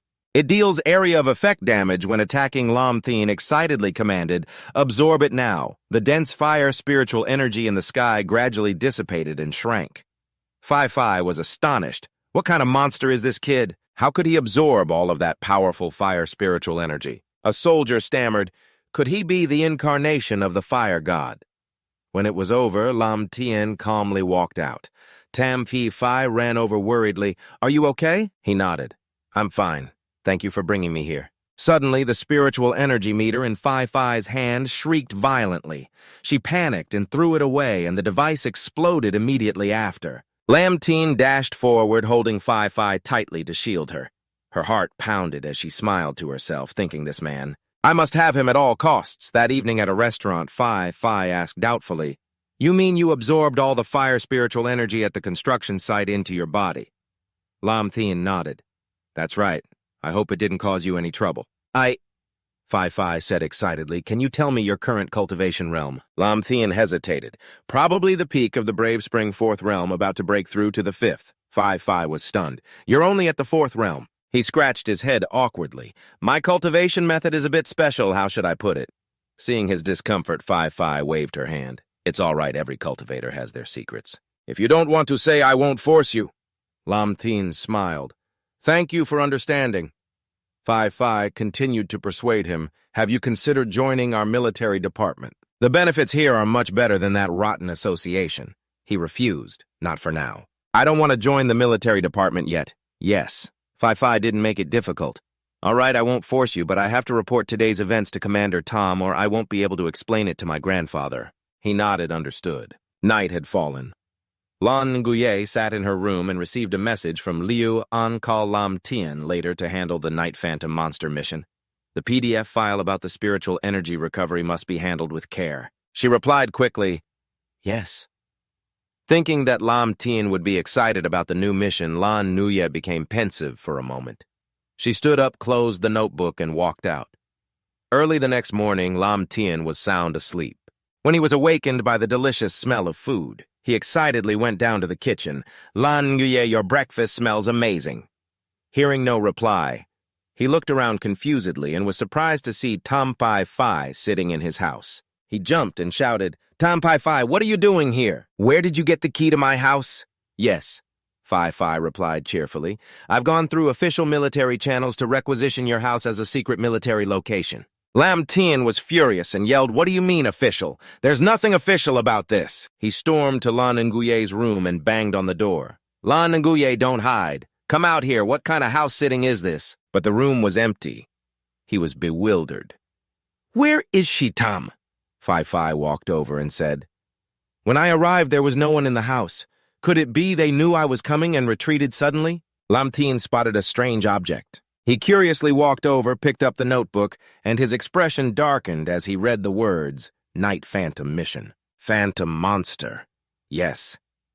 Seeing this, Lam Tien worried to himself, could Lan Nguye have acted on her own? Without another thought, he hurriedly threw on a jacket and rushed out, causing Fi to ask in surprise, Lam Tien, Where are you going in such a hurry? He replied frantically, Lan Nguye is in danger. I have to find Chief Lu right away. Meanwhile, in the middle of the vast ocean, Lan Nguye swam silently through the waves, thinking to herself, without Lam Tien, can I really not do anything? She tried to hold her breath, thinking, in the end, I'm still too weak. Then she dived deeper, using her spiritual energy to create an underwater barrier. Lan Nguye exclaimed with joy success. But just then, a chilling sensation washed over her. She turned around in alarm, only to see a giant fish charging at her with its mouth wide open. Lan Nguye immediately shot an ice pillar towards it. But right after that, she sensed something unusual. A dense black aura emanated and enveloped her. The suffocating feeling made it hard for her to breathe. Lan Nguye panicked, thinking, this is bad. Something is draining my spiritual energy. She mustered her strength to swim upwards, thinking, I can't let this monster keep absorbing spiritual energy or it will become even stronger. Yes. Just then, from a distance, the monster swung its tentacle, whipping it hard at Lan Nguye. She was hit, spat out blood in pain, and fell, thinking helplessly, am I going to be swallowed by this monster? In the nick of time, Lam Tien appeared. He swam over to support her, grabbing her shoulder and asking worriedly, Are you okay? Lan Nguye whispered a warning.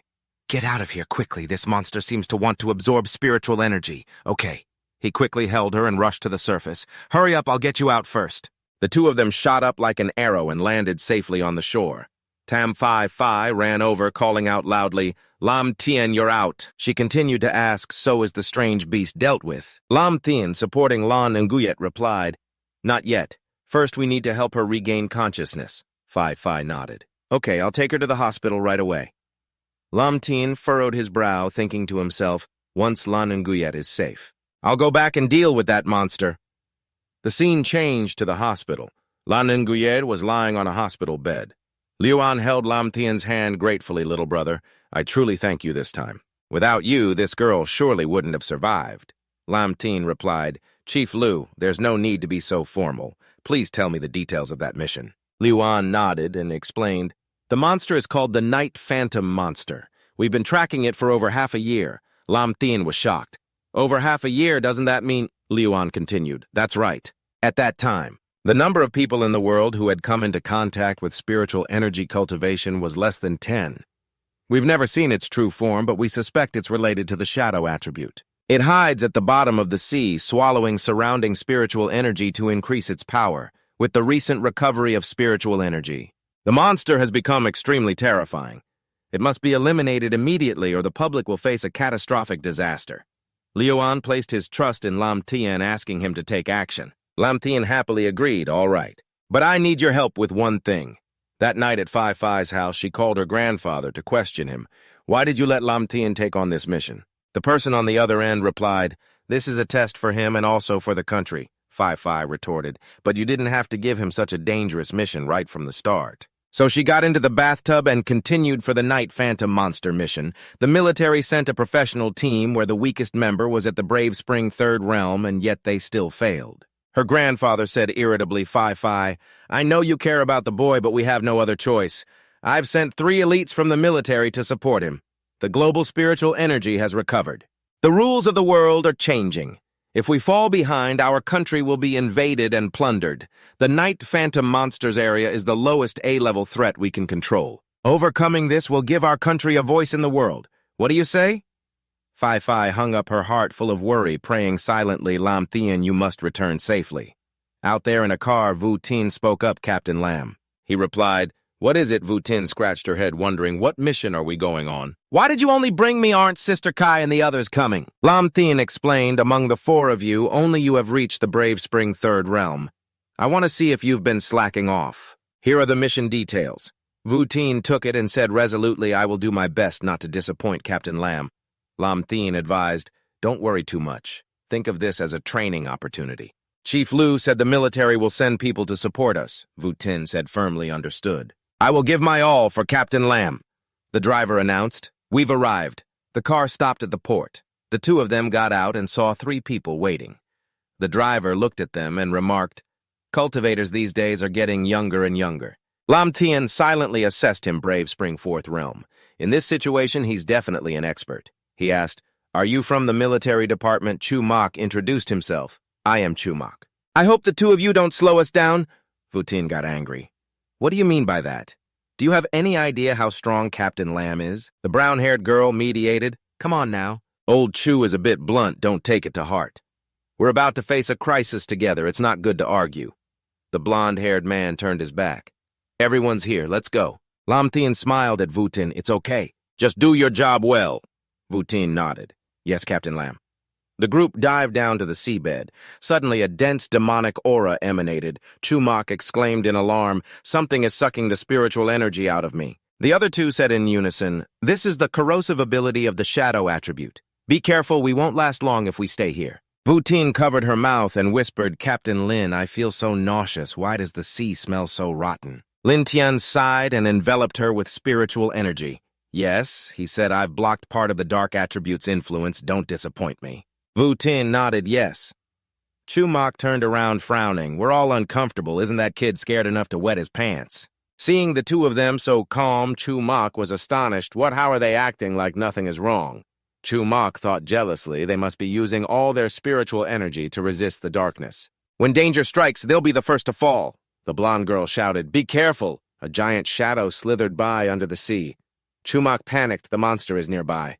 A fish with sharp teeth and blazing red eyes lunged up. Someone screamed in terror, it's here. Voutin raised her hand to attack, but Lam Tien stopped her. Don't be hasty. This fish isn't the monster's true form. Voutin was bewildered. What? Chu Mok rushed forward and shattered the fish with one move. He glanced smugly at Lam Tien, kid. Don't just stand there gawking, one slip-up and you're dead. Voutin said angrily, are you an idiot? That was an illusion, didn't you realize? Chu Mok gritted his teeth. What illusion? This little girl is talking nonsense. The girl beside him shouted, Chu Mok, be careful. Suddenly, giant tentacles appeared, enveloping the whole group. Screams erupted. Where did these tentacles come from? A giant octopus emerged, its tentacles thrashing wildly. The girl realized and shouted loudly, 5th Realm Valiant Spring. It turns out to be a 5th Realm monster. The blonde-haired man sighed. I finally understand why we failed last time. Seeing the monster reveal its true form, Voutin executed the ice scythe round dance slash. Chumak panicked, "Foolish girl, you're no match for it." Voutin didn't care. She unleashed her move, determined not to disappoint Lam Tien. She froze the monster and severed its tentacle. The monster roared in pain. Voutin cheered Captain Lin, "I did it." But in just a moment, it broke the ice, its tentacle regrew and lunged with terrifying speed. Chumak yelled, "Run!" He couldn't escape in time and was struck by the monster spitting out dark red blood. Voutin rushed forward to counter without hesitation, but the monster easily shattered the ice and swung a tentacle at her. Voutin froze, her heart filled with fear. "Am I going to die here?" A brilliant golden light flashed, accompanied by a resonant voice, "You did well." Voutin looked at Lam Tien standing before her and exclaimed in shock, "Captain Lin, you just used your power to block the monster." He also reminded her to be more careful next time. Seeing Lam Tien's strength, the other two were horrified. One of them muttered that kid dared to block the tentacle's attack. But Chumak couldn't believe his eyes. His fire attributes spiritual energy. How could it be so different? How could it be so powerful? Could it really belong to that kid? The monster stared fiercely at Lam Tien. He showed no fear and said calmly, "Earlier today you used your tentacle to injure Langu, so now I'll do the same to you. Fair, isn't it?" He drew a brilliant sword from its sheath, a dazzling light flashing. At the same time, he tested the sacred flame immortal art he had just obtained. Without hesitation, Lam Tien rushed forward, swinging the sword straight at the monster's head. Chumak scoffed, "Foolish, how could the body of a fifth-realm valiant spring be harmed by a dull blade?" Lam Tien paid him no mind and muttered, "Sacred flame, immortal art." The sword instantly erupted in a brilliant flame exuding a powerful aura. He swung the sword and the flame engulfed the monster's entire body. It shrieked miserably in pain. A heaven-shaking explosion rang out. Chumak was stunned and blurted out, "What's happening? What is this power?" Only now did Chumak believe the commander-in-chief's words. He recalled their previous conversation. Back then he had been doubtful. "Commander, you think too highly of him. How strong can a rogue cultivator be without the military's resources?" The commander had replied calmly, "Chumak, I know you're arrogant, but Lam Tien's strength cannot be underestimated. Ordinary people see cultivators like a frog in a well looking at the moon. But current cultivators looking at Lam Tien are like a speck of dust looking up at the blue sky. He is someone we must recruit, not antagonize." Now Chumak's eyes were opened. He thought to himself, with such talent, what realm would he reach if he were nurtured by the military? He turned to assess Voutin. This girl is his subordinate. She's fearless in danger, calm and composed. At such a young age, she has already reached the third realm valiant spring. Her future is surely bright. Chumak suddenly felt ashamed and muttered, "It seems I'm getting old." The brown-haired girl supported her blonde teammate and asked worriedly, "Chumak, are you okay?" Chumak was embarrassed. "Sorry, just now I was only focused on surviving." The blonde man said cheerfully, "It's all right, just treat us to a round of drinks later." Chumak smiled, "Okay, I'll go apologize first. Then we'll drink until we drop." He walked up to Lam Tien and hesitated. "Thank you for saving me and my teammates. I was wrong before." Lam Tien shook his head. "Captain Chu, you were just worried about everyone. Don't take it to heart." Chumak nodded and thanked him again. Voutin pinched her nose and urged, "Let's hurry up, it stinks to high heaven here." As the group swam to the surface, Lam Tien suddenly stopped. Seeing him dazed, Voutin asked Captain Lin, "What's wrong?" He replied, "You all go up first. Let me see what's down here." With that, he dived to the seabed. In the distance, he saw a brilliantly glowing object. Lam Tien was amazed. Stardew flowers, not just one, but two of them. He quickly picked them, thinking happily, this time Voutin and Langu can increase their strength. Lam Tien swam to the surface and saw no one. Lam Tien looked around. Suddenly, a voice came from behind. "Are you Mr. Lin?" A handsome young man walked over. Lam Tien was shocked and wondered, when did he get so close without me sensing him? He asked, "Who are you?" The young man handed him a business card and introduced himself. "I am Lei Na, the young Miss's bodyguard." Lei Na explained a few days ago the young miss was busy with a mission, so she couldn't meet you right away. In the future, if you need help, you can call this number. Lam Tien asked curiously, "Who is the young miss you mentioned?" Lei Na replied, "Commander Shen's granddaughter, Miss Shen Fei Fei." He thought to himself, it's her indeed. Among my acquaintances, only she would have such a high-level bodyguard. He observed Lei Na. Lam Tien couldn't see through his strength and guessed, could he be an Iron Vein realm cultivator?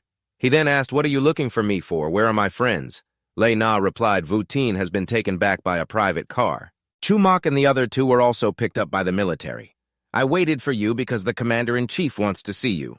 Lam Tien was stunned, the commander-in-chief of the military. Lei Na nodded. That's right. Please follow me.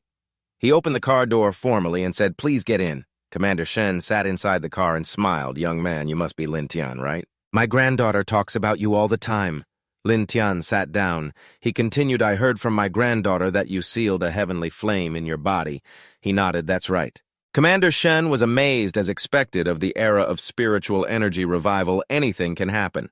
He praised, without the military's backing, an expert like you still emerged. It's truly a blessing for our country, Lam Tien replied humbly. Commander Shen, you're too kind. I was just lucky. He was pleased, humble, but not weak, calm, but not arrogant. Truly, the young man my granddaughter has her eye on. He expressed his concern. The world is undergoing great changes and anomalies are becoming more frequent. For ordinary people who haven't adapted yet, it's a disaster, Lam Tien said firmly. Commander, rest assured, as long as I'm alive, if I encounter anomalies harming the people, I will absolutely not stand by and do nothing. Commander Shen said seriously, I'm not saying this to bind you, I just hope you can quickly increase your strength. Dark spiritual energy is the most troublesome because it makes living beings lose their minds, turning them into monsters. Only your lightning attribute spiritual energy can counter it. Grow up quickly for yourself and for the country. Yes, Lam Tien said decisively, I will do my best to cultivate. He handed him a phone. This is a specialized military phone, it can't be tapped. If you need anything, call me directly. Lam Tien was a bit flustered. Thank you, Commander-in-Chief. Actually, there's something I need to ask you. He took out his sword and explained, this is a weapon Director Liu helped me get, but it can't withstand my spiritual energy. Commander Shen looked at the cracks on the sword in amazement. This sword is old Liu's treasure, yet it's damaged like this. Just how powerful is your spiritual energy? He laughed. Leave this to me. In a few days, I'll bring you a sturdier sword. Lam Tien was overjoyed. Thank you, Commander-in-Chief. Lam Tien got out of the car. Lam Tien pondered, I can't let my guard down for even a moment. Suddenly, his phone rang. He answered and asked Director Liu, what's wrong? Liu An said anxiously, something's wrong with Langu. Lam Tien's face paled. What happened? In the emergency room. The doctors were in a panic. Her heart rate is slowing down. One person urged we have to extract the dark spiritual energy from her body. Another doctor objected, no, we can't. She's in a coma. Forcibly removing the spiritual energy will cause the rest of it to run rampant. The other person worried, then what do we do? Are we just going to watch her die? Outside the room, Liu An held his head, blaming himself. It's all my fault. Lam Tien walked over. Director Liu, I'm here. He stood up resolutely. You're finally here. He asked worriedly, how is Langu's condition? She was fine when I left. Why did this happen so suddenly? Liu An frowned. Do you know the characteristics of dark spiritual energy? Lam Tien replied, it makes living beings lose their minds. Liu An continued. Langu has been very strong-willed since she was a child. After asking for your help that time, she doubted her own abilities, so she took on a mission on her own without discussing it with you. He said regretfully, if I had known earlier, I would have had her bring you along before assigning the mission. Lam Tien anxiously asked the system, is there any way to save Langu? The system displayed a notification. Please touch Langu's body for 3 minutes. The system will help the host check for a cure. He immediately rushed into the emergency room. Despite the bewildered looks from the doctors, one of them shouted for a nurse to throw this guy out immediately.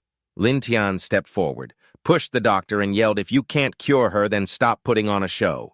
He took Langu's hand to let the system begin its diagnosis, an action that confused and angered everyone who yelled, where did this insolent brat crawl out from? Let go of her hand now.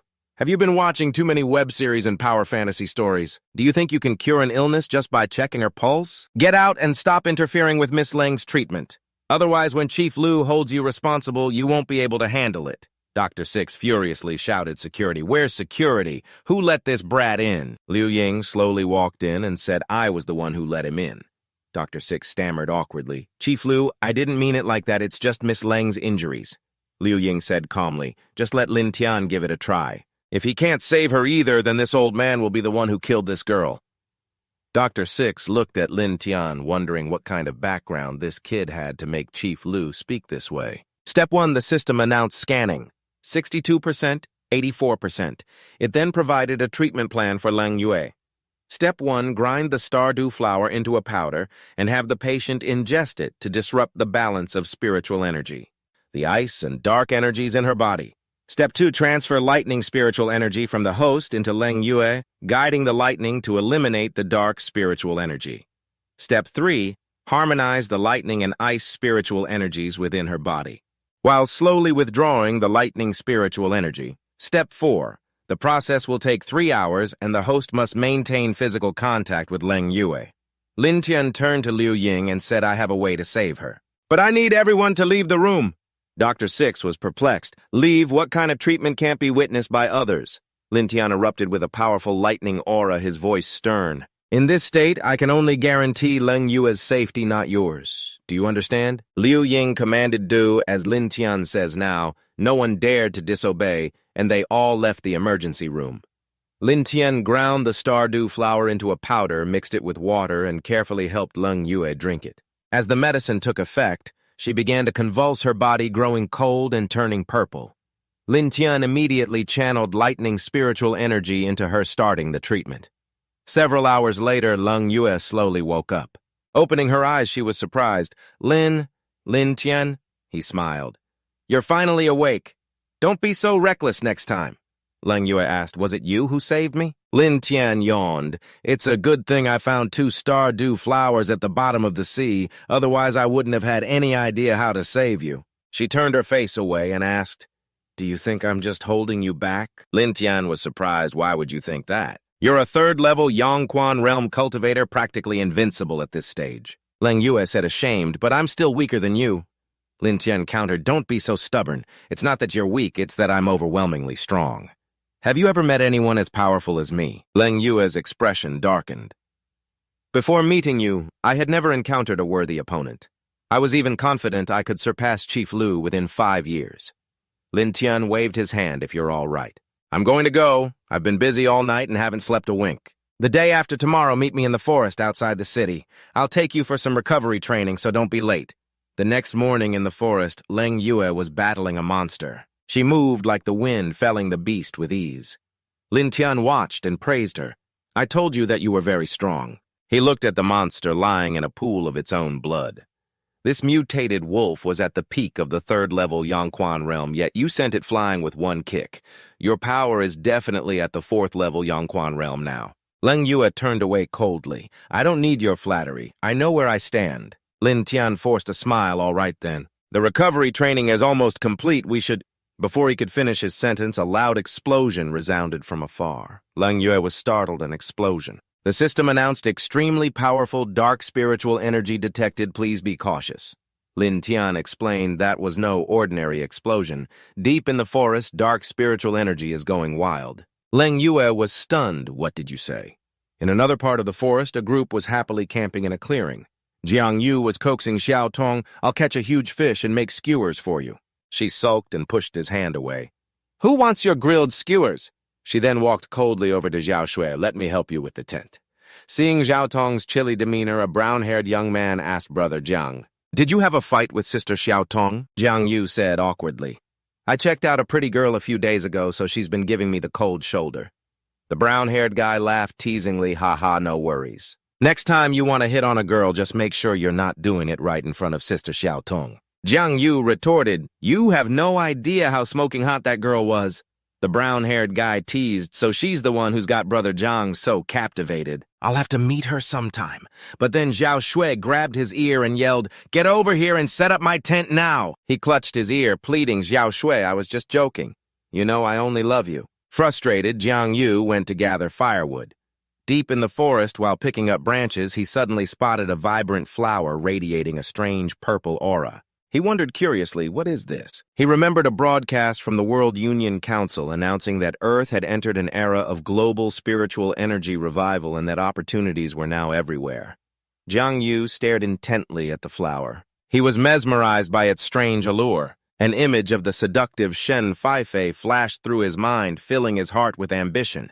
He screamed with desire, this is my power, a heaven-sent chance to become a king. His mind spiraled into madness. He roared, Lam Tien, I will stomp you under my boot. He madly tore off the petals and devoured them, muttering, I will turn you into a stray dog in front of that woman. Just like you did to me with Li Xiao Tong. Suddenly his eyes rolled back and his body trembled violently. A dark aura burst forth, enveloping him as he laughed madly, his eyes filled with ecstasy. This is power. What an amazing feeling from afar cries for help echoed. Xiao Tong's group was surrounded by a pack of wolves. Jang Yu rushed over. Is everyone okay? He flew up and kicked the wolves away. Xiao Tong screamed, Brother Jiang, be careful, that's a pack of wolves, he replied confidently. Relax in my presence, they are merely ants. Xiao Tong's eyes widened as she thought, what is going on? How did Jiang Yu suddenly become so powerful? Is this even a level of strength a human can possess? The brown-haired guy exclaimed excitedly, holy crap, Brother Jiang has become one of those spiritual energy cultivators from the news, hasn't he? Xiao Tong was stunned. What? This is a cultivator. I never imagined they were so incredibly powerful. A smug smile appeared on her face. A man this powerful must belong to me, Li Xiao Tong. Meanwhile, Lam Tien was warning Langu, be careful, we're getting close to the surge of dark spiritual energy. She could sense it as well. Suddenly he stopped and yelled, hold on.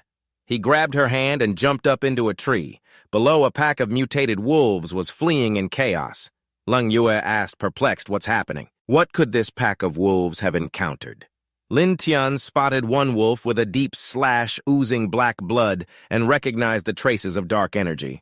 Langu asked, should we inform Chief Liu? Lam Tien replied, let's investigate first. If we don't, he'll just send someone else anyway. He leaped down to block the pack, declaring, I made a promise to Commander-in-Chief Shen that I would not allow you to rampage into the city. He released a blast of lightning, annihilating the wolf pack in the blink of an eye. He then called to Langu, let's move. After the two had traveled some distance, they spotted a tent ahead. Langu frowned. There are people camping here. While Lam Tien's focus was elsewhere, Jang Yu suddenly appeared, launching a surprise attack. Langu managed to parry it just in time. Seeing her, Jang Yu felt a surge of jealousy.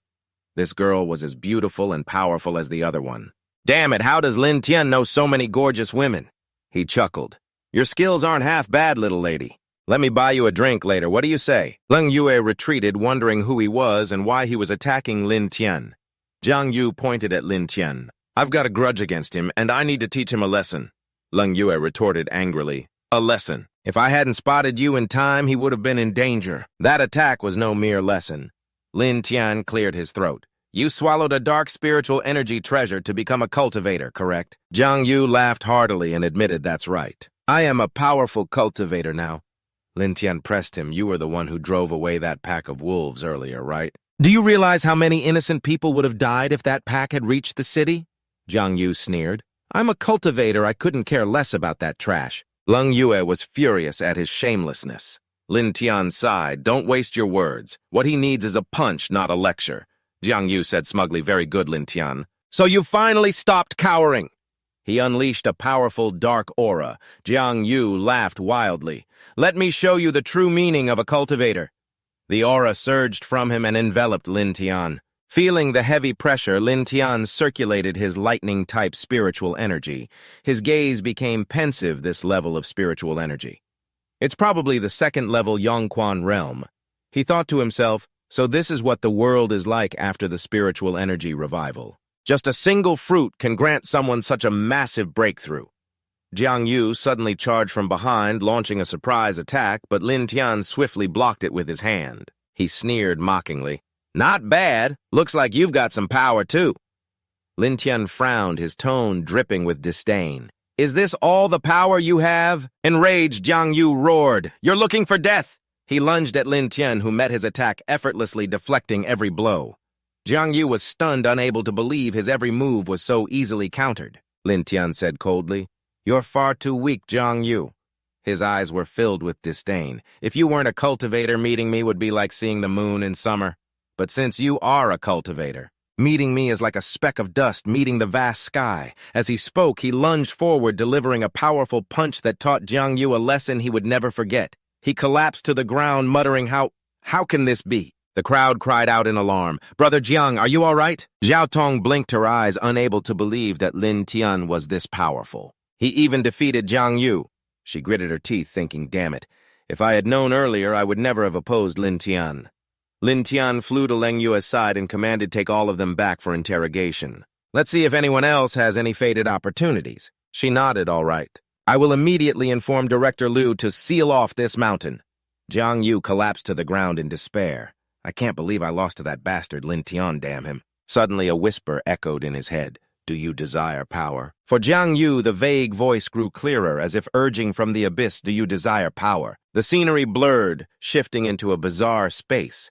Jang Yu knelt before a demon whose blazing red eyes stared at him. He screamed, I want power. I want invincible power as long as I can stomp on Lam Tien. I am willing to pay any price.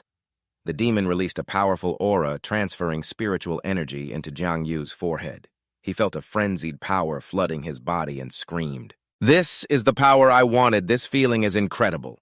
Langu ordered them to take the group back to the association for debriefing when suddenly Jang Yu erupted with ferocious power. A violent aura spread out. Lam Tien pulled Langu away, warning, be careful. Jang Yu's aura was so strong that the surrounding flowers and grass withered upon contact. Those nearby had their spiritual energy drained, their eyes rolling back as they screamed, Ah, no, I don't want to die. Lam Tien spoke up just as Commander Shen said. Langu was bewildered. What in the world is happening? A hazy shadow enveloped Jang Yu, accompanied by a demonic voice. A second later, the demon completely possessed his body, revealed its true form, and laughed loudly. I have returned to this wonderful world once more. Langu was stunned. What is this? He broke through from the second level of the Yongquan realm to the fourth. In the blink of an eye, Lam Tien warned her, be careful, that is no longer the person you know. The system chimed elementary dark-type monster detected Dark Monarch. The mission panel appeared defeat the Dark Monarch. Reward 1 new spiritual energy attribute cultivation pill.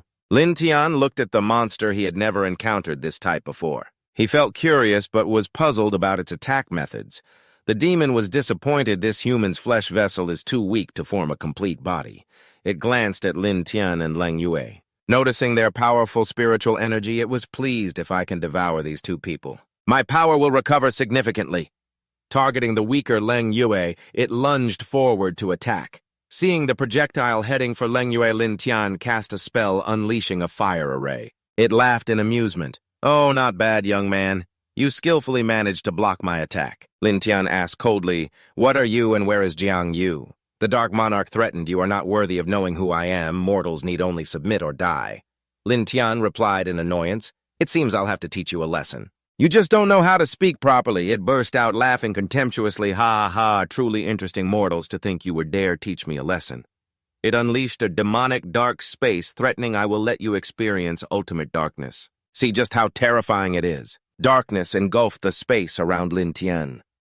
At that moment, Langu screamed Lam Tien's name in a panic. She rushed forward and launched a full-power counterattack, but her strike hit the dark sphere to no effect. He gloated, with this level of power, you can't break through. Just be good and let me devour you. Suddenly, Lam Tien's hand pierced through the dark shell. The Dark Monarch startled his eyes wide as the sphere began to crack. A blinding light flashed and Lam Tien completely shattered the sphere. With a cold gaze, he asked, Is that all the power you have? He sneered foolishly, just because you broke my dark space. Do you think you can fight me now? Then Langu ran over and suggested they fight him together.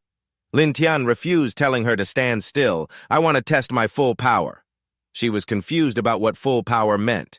He then erupted with ferocious lightning and fire energy. This is what I mean. He charged toward the Dark Monarch and unleashed a powerful move. A tempest of power erupted, shaking the very space around them. A loud explosion echoed as earth and rock were sent flying everywhere. The Dark Monarch fell to the ground in disbelief. I can't believe I was pinned down by a weak human. Lam Tien mocked. Are you scared now? He furiously charged forward, shouting, Wretched human, you dare to look down on me. You're seeking death. He attacked wildly, but Lam Tien dodged with lightning speed and effortless grace, his expression calm. He blocked the attack with a single hand. The Dark Monarch broke out in a cold sweat, unable to believe he had blocked the blow unharmed. Lam Tien remarked, Is that look on your face fear now? He sighed in disappointment. It seems you can't even make me use my full strength. You truly disappoint me. The monarch dared not utter a word, thinking to himself, This guy is no ordinary human. His power is even greater than mine right now.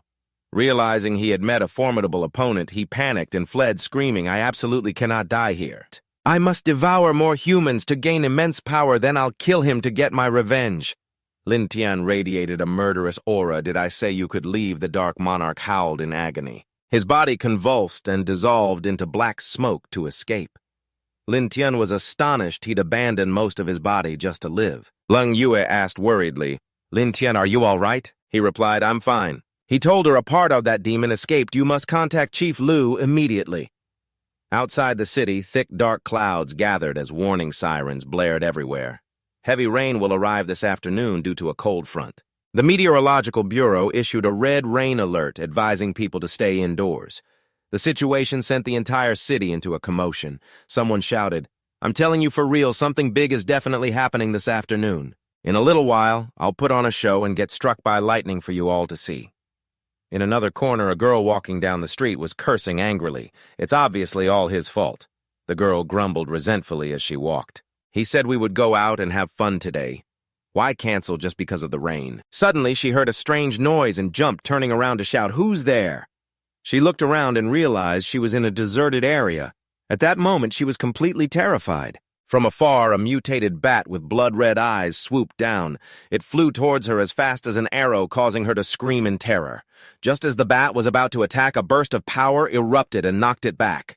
A voice rang out, "Did you not hear the news today?" Lam Tien stood on the roof of a car and warned her go home immediately. "It's very dangerous outside and the weather is unstable. Don't go out until you're told it's safe." The girl saw Lam Tien, and her eyes lit up completely, forgetting her modesty as she screamed, "So handsome, so handsome." Lam Tien took out his phone and called Langu. "What's the situation?" On the other end of the line, Langu replied, "The dark creature has escaped, and it's much harder to deal with than we imagined." She said anxiously, "The dark monster has split itself into countless bats. They're attacking the city, indiscriminately devouring human spiritual energy to evolve. Some of the bats we've destroyed had already reached the Springflow realm level 2, and they're still growing stronger." Lam Tien's face darkened as he thought these bats are trying to use the citizens as an energy source to evolve. If they reach the Springflow realm level 3 and merge back into the dark creature, I'm afraid even I will have trouble. He resolved to destroy them before that could happen. The bats rampaged everywhere, plunging the city into darkness. The demon thought to itself, "Once I devour this entire city, I will recover my peak strength. Then I will make that human wish he were dead." The next morning, dozens of armored vehicles sped down the highway. Soldiers were deployed in dense formations. The scene cut to the Spirit Association headquarters where a hand was typing furiously on a keyboard, its screen flashing. On social media, news of the bats was spreading like wildfire. It caused chaos among the public. "Is this the apocalypse? I saw a bat suck a person dry into a mummy. They're mutated bats. I saw a giant save my life. Something is banging on my door. I'm too afraid to look. That handsome young man saved me. I'm willing to marry him." Shen Fei scrolled through the comments and frowned. "This is so annoying. Why can't they just stay home quietly instead of posting things to cause panic? Isn't it bad enough that these dark monsters are so powerful?" She grumbled resentfully. "Can't we just shut down their internet? Tens of millions of people are posting. How can our army of a few tens of thousands delete it all?" Lena scratched his head. "Young miss, cutting off the internet would cause even more panic among the public." Fei snapped, "I know I'm just venting, it's infuriating." She asked urgently, "Lena, has the army still not been able to enter?" Lena explained for the past half an hour. "All roads into Tianhai City have been completely blocked by Springflow Realm Level 3 bats. They can't get in immediately. I hope you can be patient, young miss." Fei worried for Lam Tien's safety. The scene shifted to the Spirit Association headquarters. Lam Tien and Langu had just returned, and everyone greeted them happily. Captain Lin Big Brother. Lam Tien asked, "Is everyone okay?" Voutin replied, "At that time, Sister Chi and I were training at my family's villa. We only found out about the anomaly when Chief Lu called us."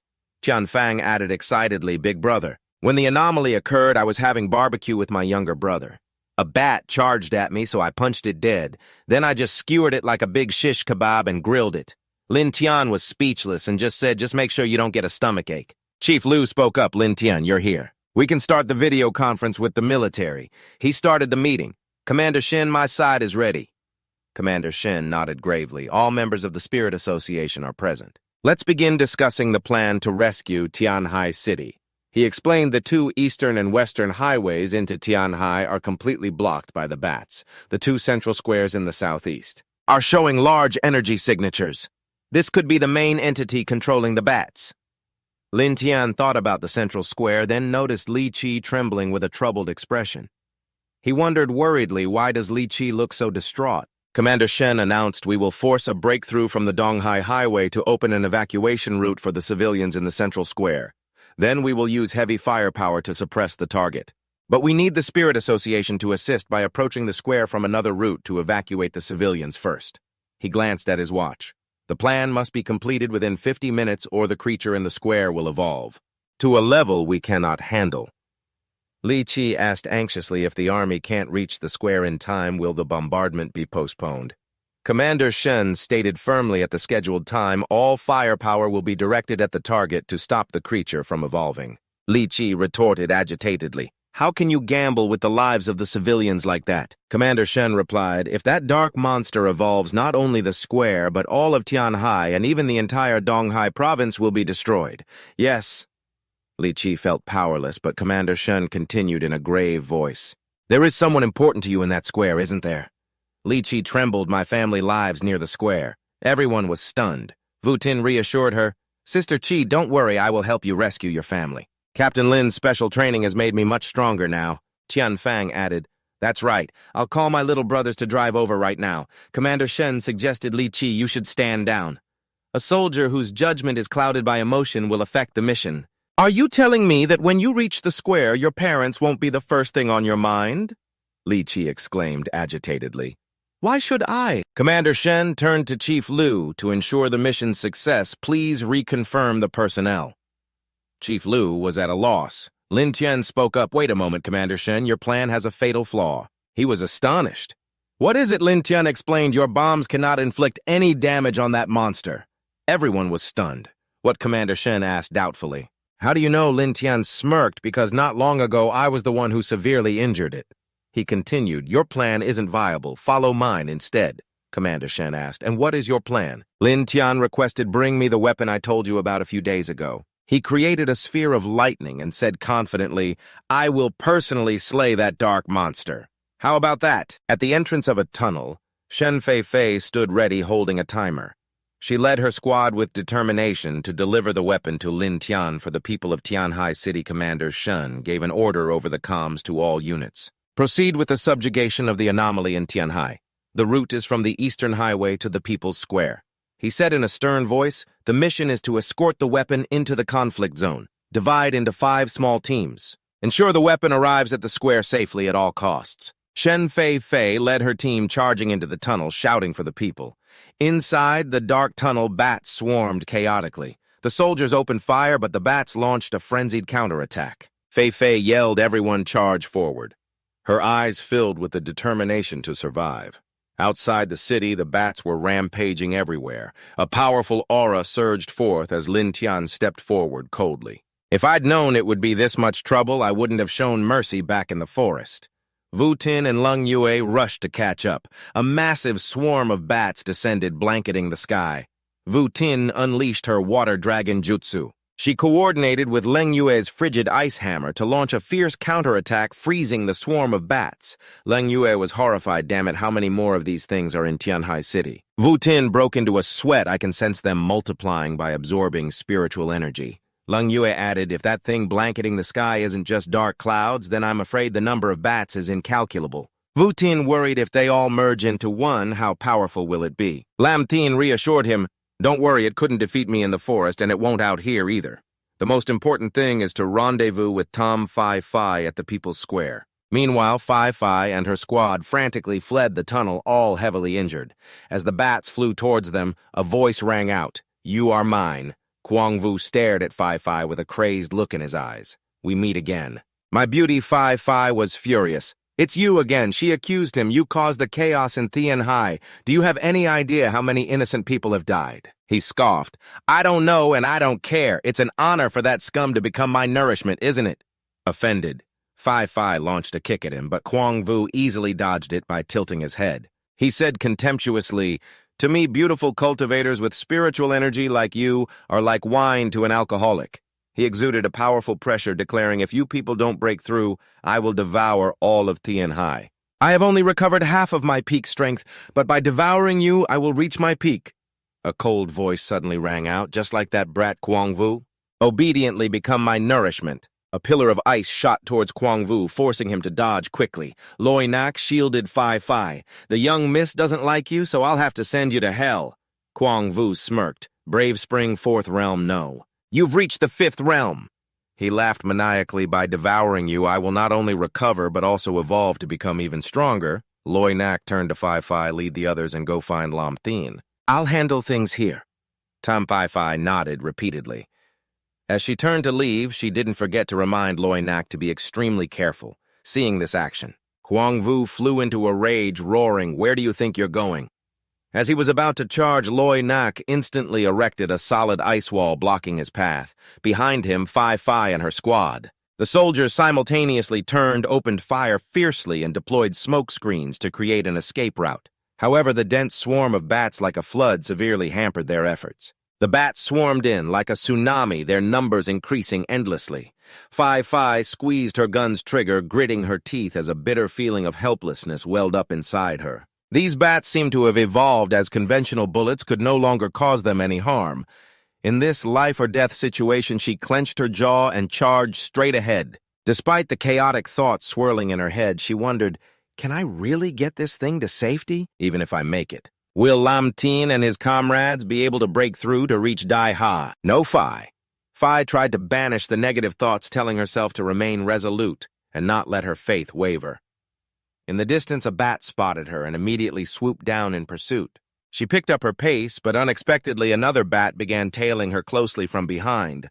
The bat stared at Phi Phi with a covetous gaze, but at that exact moment a bolt of lightning struck down. It struck the bat squarely. She then saw Lam Tien standing imposingly before her, radiating a murderous aura. He spoke, "I finally found you." And so it was. A startled Tem Phi Phi ran to Lam Tien's side. Seeing her, he gave a gentle smile and patted her head reassuringly. "It's all right, I'm here now. No need to be afraid anymore. Did you bring the item?" Tam Phi Phi carefully unstrapped the box from her back and said, "This is what my grandfather told me to bring. This is so heavy, what on earth is it?" Lam Tien took the box and asked, "Didn't Commander Tom tell you?" She shook her head and replied, "No, my grandfather just said it's a very powerful weapon. I don't know the specifics." Lam Tien drew the sword from the box, his gaze sweeping over its cold, sharp blade. Phi Phi asked curiously, "Does this have any special destructive power?" Lam Tien smiled and replied, "Of course it does. I'll show you this sword's destructive power right now." With that, he turned and shouted loudly, "Dai Ton Tu, get back, Dad is coming to help you." Hearing this, Trin and Gia immediately ordered everyone to spread out. My adoptive father is about to make his move. Lam Tien stepped into the midst of the hovering bats, activated his system panel, and selected a feature. He then unleashed his Thunderflame aura, which swirled intensely around the sword. Then he unleashed the 10-word slash, wiping out the entire swarm of bats in the blink of an eye. Trin and Gia cheered excitedly. "Awesome, my adoptive father is incredible." Phi Phi's eyes sparkled with admiration as she asked Lam Tien, "You're so cool. Can you teach me that move?" He turned back and replied, "I can, but if you want it to be that effective, you'll have to cultivate to the Brave Spring 4th realm or higher." Lam Tien turned to Phi Phi and asked, "Did everyone else die?" She nodded. "Yes. Loy Nak and Kwang Vu are still fighting.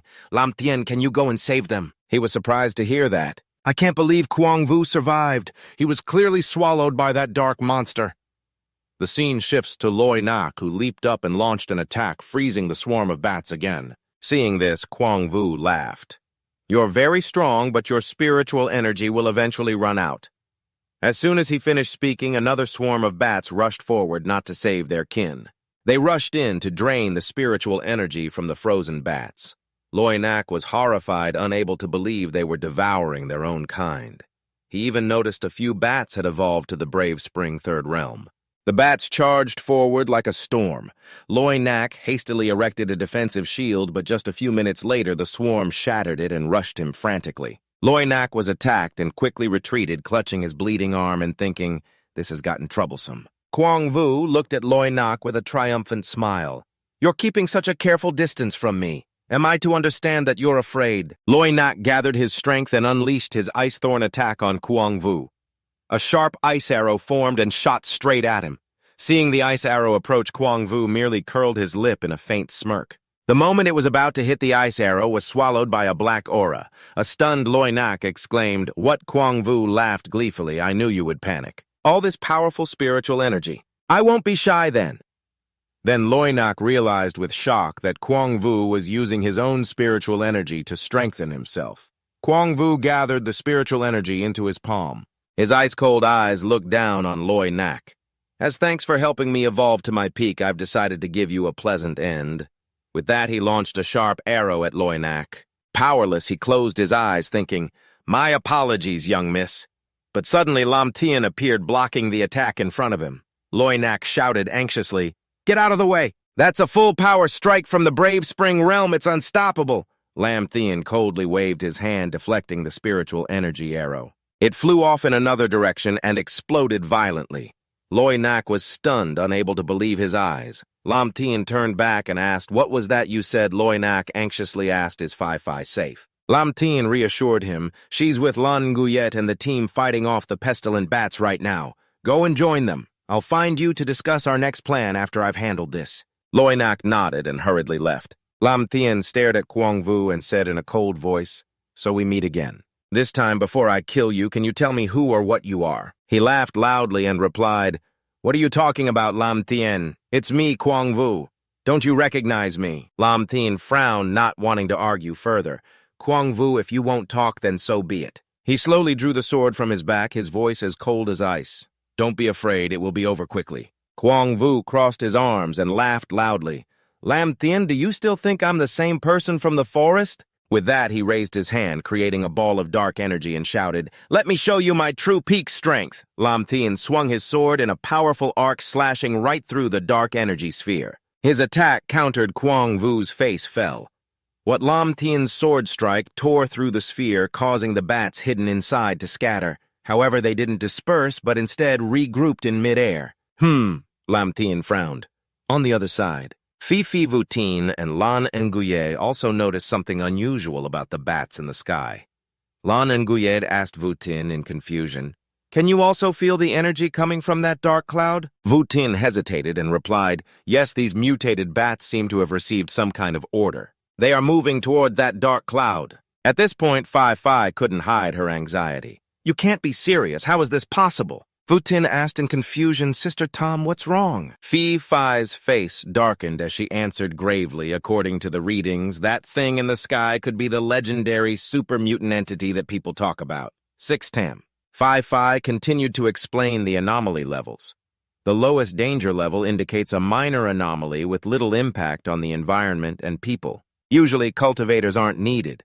The disturbance level is an anomaly or monster posing a slight threat capable of causing localized panic and is typically handled quickly by low-level cultivators. The 4th level dangerous involves a monster or event with significant destructive power posing a major threat to a town or a large crowd requiring coordinated action from mid-level cultivators. The super mutant level is a more dangerous monster with great destructive power capable of destroying a small city, requiring many mid- and high-level cultivators to team up.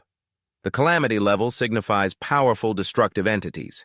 They threaten an entire metropolis, causing severe casualties and massive damage requiring peak-level cultivators or elite squads. The 1 cataclysm level causes a disaster on a national scale. It annihilates defensive forces, and only a few of the most powerful cultivators can stand against it. A full mobilization is required for combat. The world-ending level is the highest threat endangering global survival. It can destroy human civilization, forcing an alliance of all peak-level cultivators and defense systems. Fighting with all her might, she told herself, "Lam Tien, you must live." Fei instructed Langu to quickly contact Director Lu and tell them to send more people I will call grandfather. I cannot let Lam Tien face that monster alone. At the command center, everyone was trying to contact Captain Fan. "Please respond," but the signal was cut. Someone exclaimed, "Damn it, we have completely lost contact with Team 2. The bats seem to be blocking all the phone signals." Commander Shen sat silently worrying, have Fei and the others escaped yet? On the camera screen, someone shouted, "Everyone look, the bats are gathering in one direction." The whole room was in an uproar. What is going on? An incoming signal connected, and someone quickly answered Captain Fan. "I read you. Are you still alive?" Fan reported Team 2's signal is back online. Captain Lee after the bats left. "The phone signals are working again." The man asked, "What is the situation on your side?" Reporting now, Fan's voice was grave. "We were attacked by a massive swarm of Yongquan's 2nd realm bats. For some reason, they suddenly flew up and left." The purple-haired man said urgently, "Commander Shen Teams 2 and 3 faced a similar situation. He ordered an immediate casualty report." Someone else reported, "Commander, we have a signal from the young miss." Commander Shen answered the call. Fei, my child." Fei said anxiously, "Grandpa, we're in trouble." A super mutant monster is about to appear in Tianhai City. Everyone in the room's face changed. Commander Shen frowned. Fei, what nonsense are you spouting? Fei explained, her voice tense. Commander Shen, I'm not lying. The bats left the Tianhai area to offer their spiritual energy to be consumed by the super mutant monster in the center of the dark clouds. Someone shouted, we're doomed. If Tianhai falls, so do we. The room descended into chaos as everyone panicked. Is there really nothing we can do? Someone said in despair, a super mutant monster needs at least a Yongquan 5th Realm cultivator to handle. Yes. Commander Shen hesitated, his voice dropping. Fei, I'm sorry, but I cannot allow the country to be put in danger. I hope you won't be angry with your grandfather. I have no other choice. Fei said sadly, yes, I know, I don't blame you, grandfather. Commander Shen stood and ordered Uncle Mu prepare a devastating attack, control the super mutant monster in Tianhai at any cost. We absolutely cannot let the disaster spread, Uncle Mu pleaded. Commander, calm down, please. Save the young miss first, Commander Shen said sternly. In here there are only commanders and soldiers. There is no family. Our sacrifice is to protect the people from this kind of suffering. He shouted, all units prepare. Suddenly the signal was interrupted by a confused voice. Hello, can anyone hear me? How do you turn this thing on? Commander Shen was astonished. Lam Tien, you're still alive. Lam Tien chuckled teasingly. Commander Shen, I haven't even hit on your granddaughter yet, and you already want me dead. Your granddaughter might just kill you for this, he said seriously. Don't bomb the super mutant monster, let me handle it. The entire command center was shocked. What, you'll handle it? Someone stammered, can you really do that? That's a super mutant, Lam Tien replied confidently. Nonsense. Otherwise, why would I waste my time arguing with you? Commander Shen, if you want Tianhai and your granddaughter to be safe, then support me with everything you've got. A doubtful Uncle Mu said, Commander, this. Commander Shen thought for a moment and then asked, what kind of support do you need? Lam Tien replied, I only need one thing. You will compensate for all damages in this battle. The monster revealed its true form, satisfied, savoring the taste. The feeling of being alive is truly wonderful. It looked at Lam Tien smugly. I have not only been revived, but I have also evolved to the peak of the Yongquan 5th Realm. Now I am invincible. It laughed. You must regret not killing me back in the forest. Right. It launched a bloodthirsty bat to attack, laughing maniacally, ha, but its laughter died. At the command center, everyone watched in shock as the bat charged towards Lam Tien, who then unleashed his lightning attribute. A flash of lightning split the bat in two. His eyes were cold as he stared at the monster. Everyone gasped in awe. That's the legendary lightning attribute. It's so terrifying. The one who possesses this power is a monster himself. Commander Shen sighed in relief. Kid, you haven't disappointed me. Outside, the military was mobilized, shouting, stay calm, do not panic, the buses are arriving, please do not push. A bolt of lightning ripped through the sky, startling the crowd, who shouted, look, is someone undergoing a heavenly tribulation. Others exclaimed, I've never seen such powerful lightning. It must be a great master undergoing the 9 heavens lightning tribulation. Voutin spoke up, Sister Langu, that's Captain Lin's power. Langu was silent, her heart filled with despair. Lam Tien's power is too terrifying. I thought I could catch up to him by reaching the Yongquan 4th Realm, but now I'm nothing but a joke before him. Fei thought to herself, Lam Tien, you live up to being the man I chose. Lam Tien floated in midair, his aura magnificent as thunder and wind raged around him. He raised his sword coldly and said, my turn. The monster counterattacked, but Lam Tien blocked with his sword. He then unleashed the Thunderflame sword technique. Ice Mountain. Slash, creating a pillar of energy that rushed at the monster, which formed a shield matrix for protection. But Lam Tien's attack shattered the shield, making the monster scream in pain. It gritted its teeth and roared, you bastard, then launched vines of dark energy at him. Lam Tien dodged them as easily as if it was a game. The monster roared furiously, its eyes blazing as if wanting to burn everything down. If it weren't for that sword, you would have died long ago. Seeing Lam Tien's defiant gesture, he pointed straight at his own forehead and sneered, there's plenty of blood right here. Provoked, the monster roared in fury. It gathered all its strength, forming a massive ball of dark energy. You're courting death. After shouting, it launched the attack directly at Lam Tien, but the moment that terrifying power touched his forehead, it instantly vanished without a trace.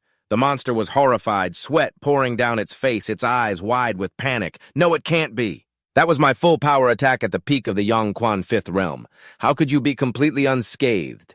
Unless you've already reached the Yongquan 6th Realm, or perhaps even a higher realm. Lam Tien shook his head, a cold and disdainful smile on his face.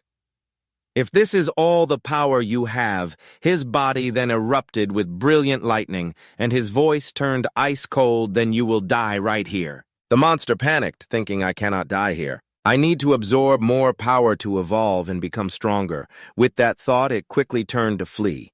Just wait until I reach the Yongquan 6th realm, no, the Yongquan 7th realm. Then I will return to take my revenge on this kid. Lam Tien took a wide stance, his gaze sharp this time. You're not getting away. He channeled his power into his sword, and his Thunderflame sword technique erupted with earth-shattering might. The monster turned to see the terrifying attack rushing at it and began to tremble its soul, nearly flying away.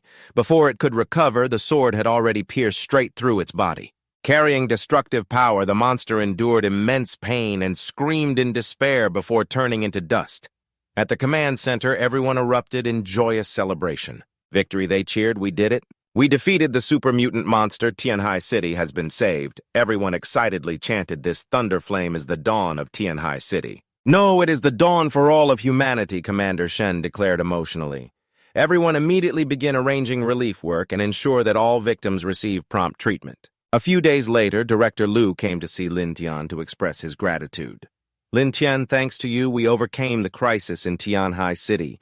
The military and the Spiritual Energy Association have decided to reward you. Is there anything you want? Lam Tien replied with a serious face. There is one thing I absolutely need your help with. Director Liu nodded and told him to speak. Lam Tien pointed at the three girls and sighed in frustration.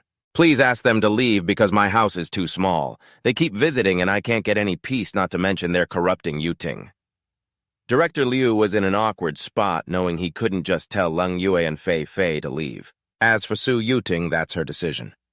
Suddenly, he had an idea to buy Lam Tien a more spacious villa. Thinking this, he gave a confident thumbs up. Lam Tien, rest assured, leave this tricky matter to me. I guarantee your satisfaction. The next morning, at a strategy meeting, a chairman took the stage and announced, and now, we move to the main agenda for today's meeting. He pointed to a screen displaying Lam Tien's image. He made a great contribution during the Tianhai crisis. What reward should we bestow upon him? A few commanders spoke up. I feel we should grant him the resources to become the country's superclass cultivator. Just like the heroes in the West. Another person laughed. We should also turn him into a celebrity. The person beside him nodded in agreement. That's right. A heroic figure like him would inspire more young people to become cultivators. However, another commander immediately and strongly disagreed. A celebrity. Are you people joking? Lam Tien is not only the hero of Tianhai City, but also a cultivation genius of our Xia nation. He raised a finger and proposed sternly we should have Lam Tien join the upper echelons of the military. He should be in charge of training cultivators and other critical missions. Commander Shen listened with some confusion. Were there other matters? Suddenly, a resonant voice called out from outside. I object. Everyone was stunned when they saw the newcomer, Commander Han. Why have you come here? Seeing him, Commander Shen frowned and thought to himself, Han Xiaofeng, why has he returned? Could it be? Xiaofeng stepped forward with a frown and said, Commander, I heard from my subordinates that you went to hand out rewards to a bunch of kids. Commander Shen asked in confusion what he meant by that. Xiaofeng answered bluntly, my meaning is that a kid who relied on luck to defeat a monster is not qualified to receive a medal. Someone unable to remain calm stood up and retorted, Commander Han, what you've said is going too far. Lam Tien didn't resolve the crisis in Tianhai City by relying on luck. Another person agreed, that's right. This entire mission was recorded. Xiaofeng glared and warned, is this a place for two wastes like you to speak? Commander Shen tapped lightly on the table and spoke slowly.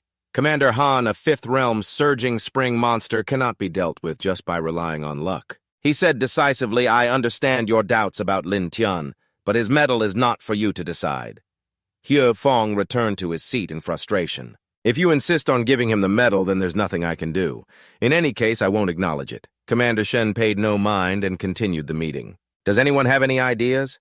One person spoke up, Lam Tien didn't help us for fame or fortune. What he wants isn't a position or influence, Commander Shen asked doubtfully. Old Liu, do you have any ideas? Liu Ying smiled faintly. Everyone's relationship with Lam Tien is the problem. At this crucial moment. Only I understand what he needs most. He said confidently, a few days ago I met Lam Tien and asked him directly what he needed, and I received a clear answer. Everyone was excited and curious. Oh, Old Lu, stop beating around the bush and tell us already. He raised a finger and recounted Lam Tien's exact words about how Langu and Fei Fei come to his house every day. It invades his privacy, making it impossible for him to live normally, and it's also negatively influencing Yu Qing. He explained, therefore, Lam Tien wants a bigger house, to live with Leng Yue and the others without feeling cramped. A few people exclaimed in astonishment after hearing this, so that's what it was. Why didn't we think of that? Another person agreed that's right.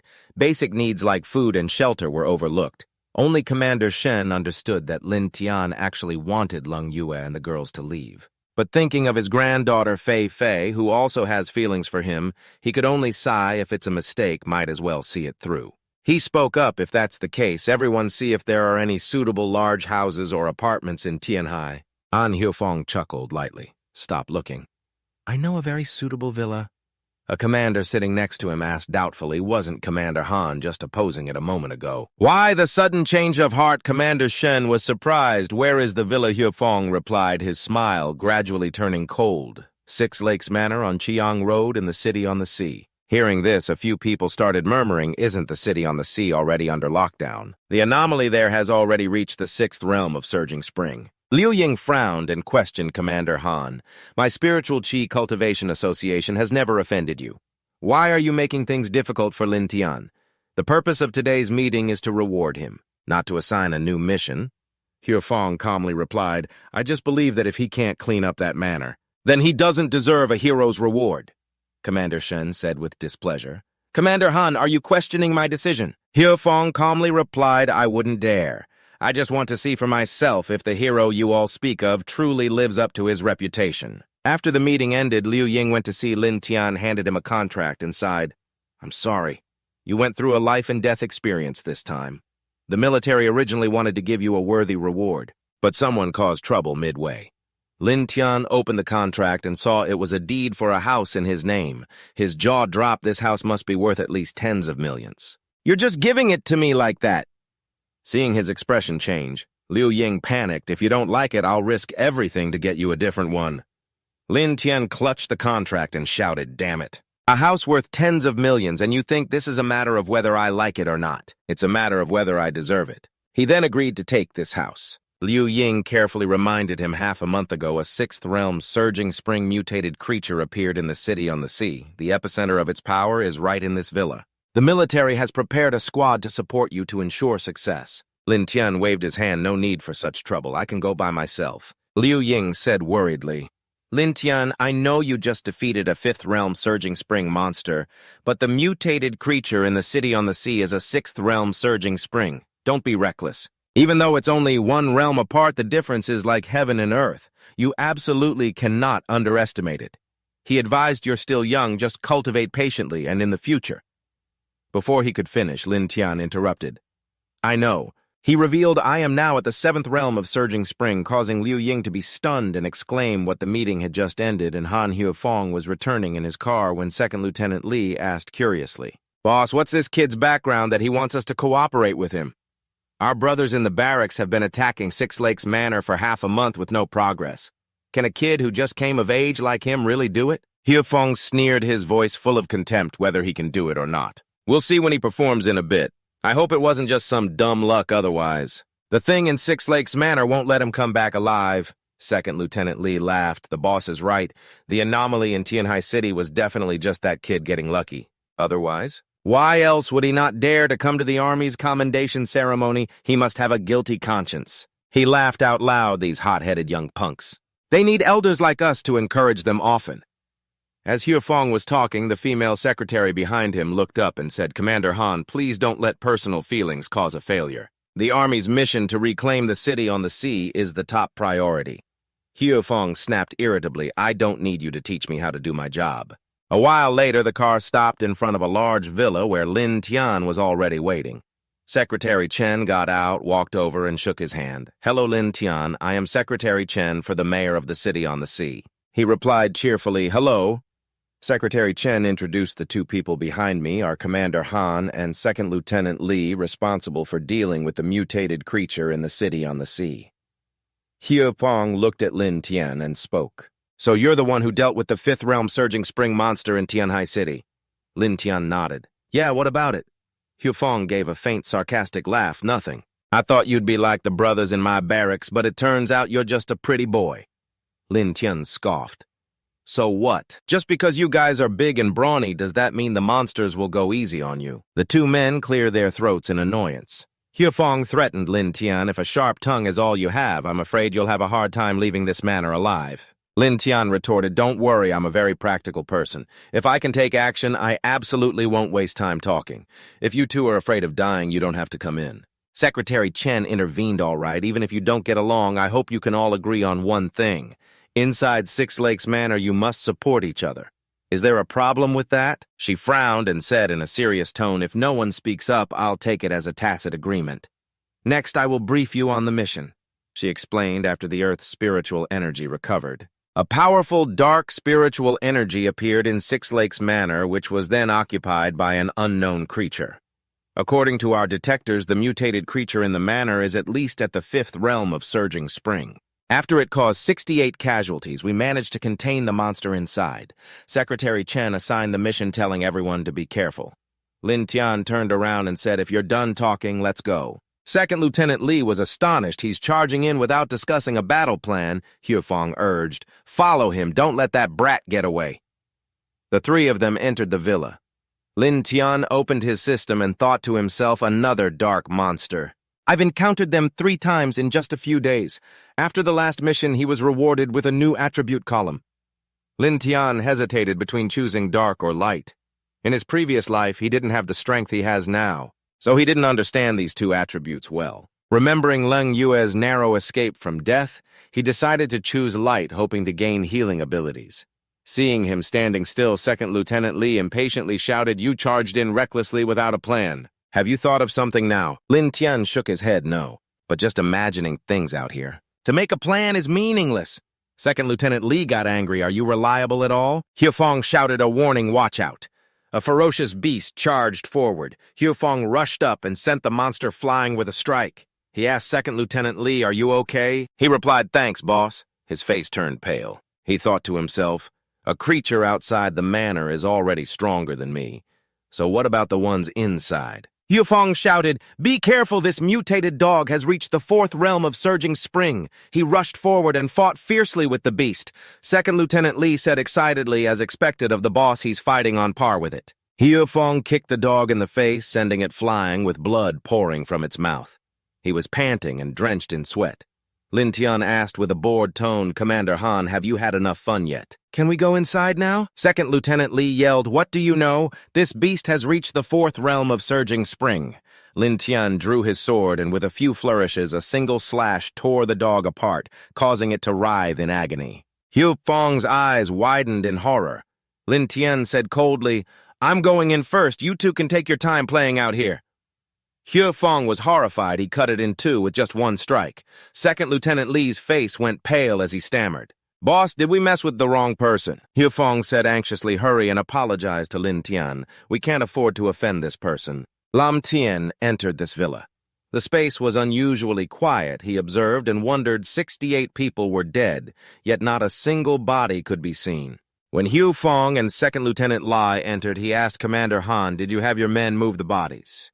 Fong shook his head. The army has only secured the perimeter. They have not gone this deep inside. Lam Tien's face turned pale if that's the case. The creature in this villa probably far surpasses the valiant Spring 5th level He. Fong suspected the bodies were eaten by the monster, but Lam Tien retorted mutated monsters only devour spiritual energy, not corpses. He instructed them to be careful and split up to search. Fong nodded. Lam Tien, we will listen to you. Lam Tien went upstairs saying, I will check up here. The 2 men went down to the basement. Lam Tien walked up the stairs, stood in the middle of the dark hallway, and gently pushed open a door. Checking the rooms, he wondered even if the monster devoured them, it should at least leave bones behind, right? He unleashed his light attribute. His body flared up, emitting a brilliant golden aura, revealing the streams of dark energy around him. He smiled, found you. Down in the basement, Second Lieutenant Li was tense. Boss, this place is strange. Pong was on high alert, ready to fight. A black shadow flashed past, startling them both as they jumped back into a defensive stance. In front of them was a monster with a skull head and a beast's body drooling as it stared intently. Pong shouted, Second Lieutenant Lai charged, the monster roared and attacked. Feng counterattacked, using up a lot of his strength. Second Lieutenant Lai unleashed Gale Fist, striking hard, but the monster's hide was too thick, leaving him stunned. The monster reared up and charged at Second Lieutenant Li Feng, shouted, "Don't you dare harm my brother!" But it whipped its tail, sending him flying into a pile of rubble. Feng groaned in pain. Second Lieutenant Lai panicked, boss. He charged forward furiously. "I will put my life on the line against this beast." Feng yelled, "Lay don't." Just then, a wave of power descended and struck down the monster. Lam Tien coldly said, "What are you two playing at? You can't even kill a small fry like this." Feng's eyes widened. "Lam Tien, you killed the monster from Six Lakes Villa in just one blow. What is your true strength?" Lam Tien replied, "What are you talking about? We have not even seen the main monster yet." Feng froze, "But this is the Six Lakes monster." Lam Tien sighed. "It is just a dark incarnation," he explained. "Let me show you two directly so you will understand." He unleashed his light attribute, his eyes glowing brightly. "I will show you two the real world." The brilliant light made the two men squint before their eyes. A horrifying scene appeared. Monsters slaughtering, tearing apart, and devouring human bodies. Feng was stunned, these monsters. Second Lieutenant Lai was terrified. "Why are there so many?" Lam Tien calmly said, "What is so surprising? Six Lakes Villa is the monster's main base. Having a few of them is normal." Feng said worriedly, "Let's retreat first. I will call the army to bombard this place." Second Lieutenant Li agreed, but Lam Tien yelled, "Damn it, this villa is my reward if you blow it up. Where will I live? I can take care of these small fries in a minute." Lam Tien drew his sword and unleashed Thunderflame First Blade.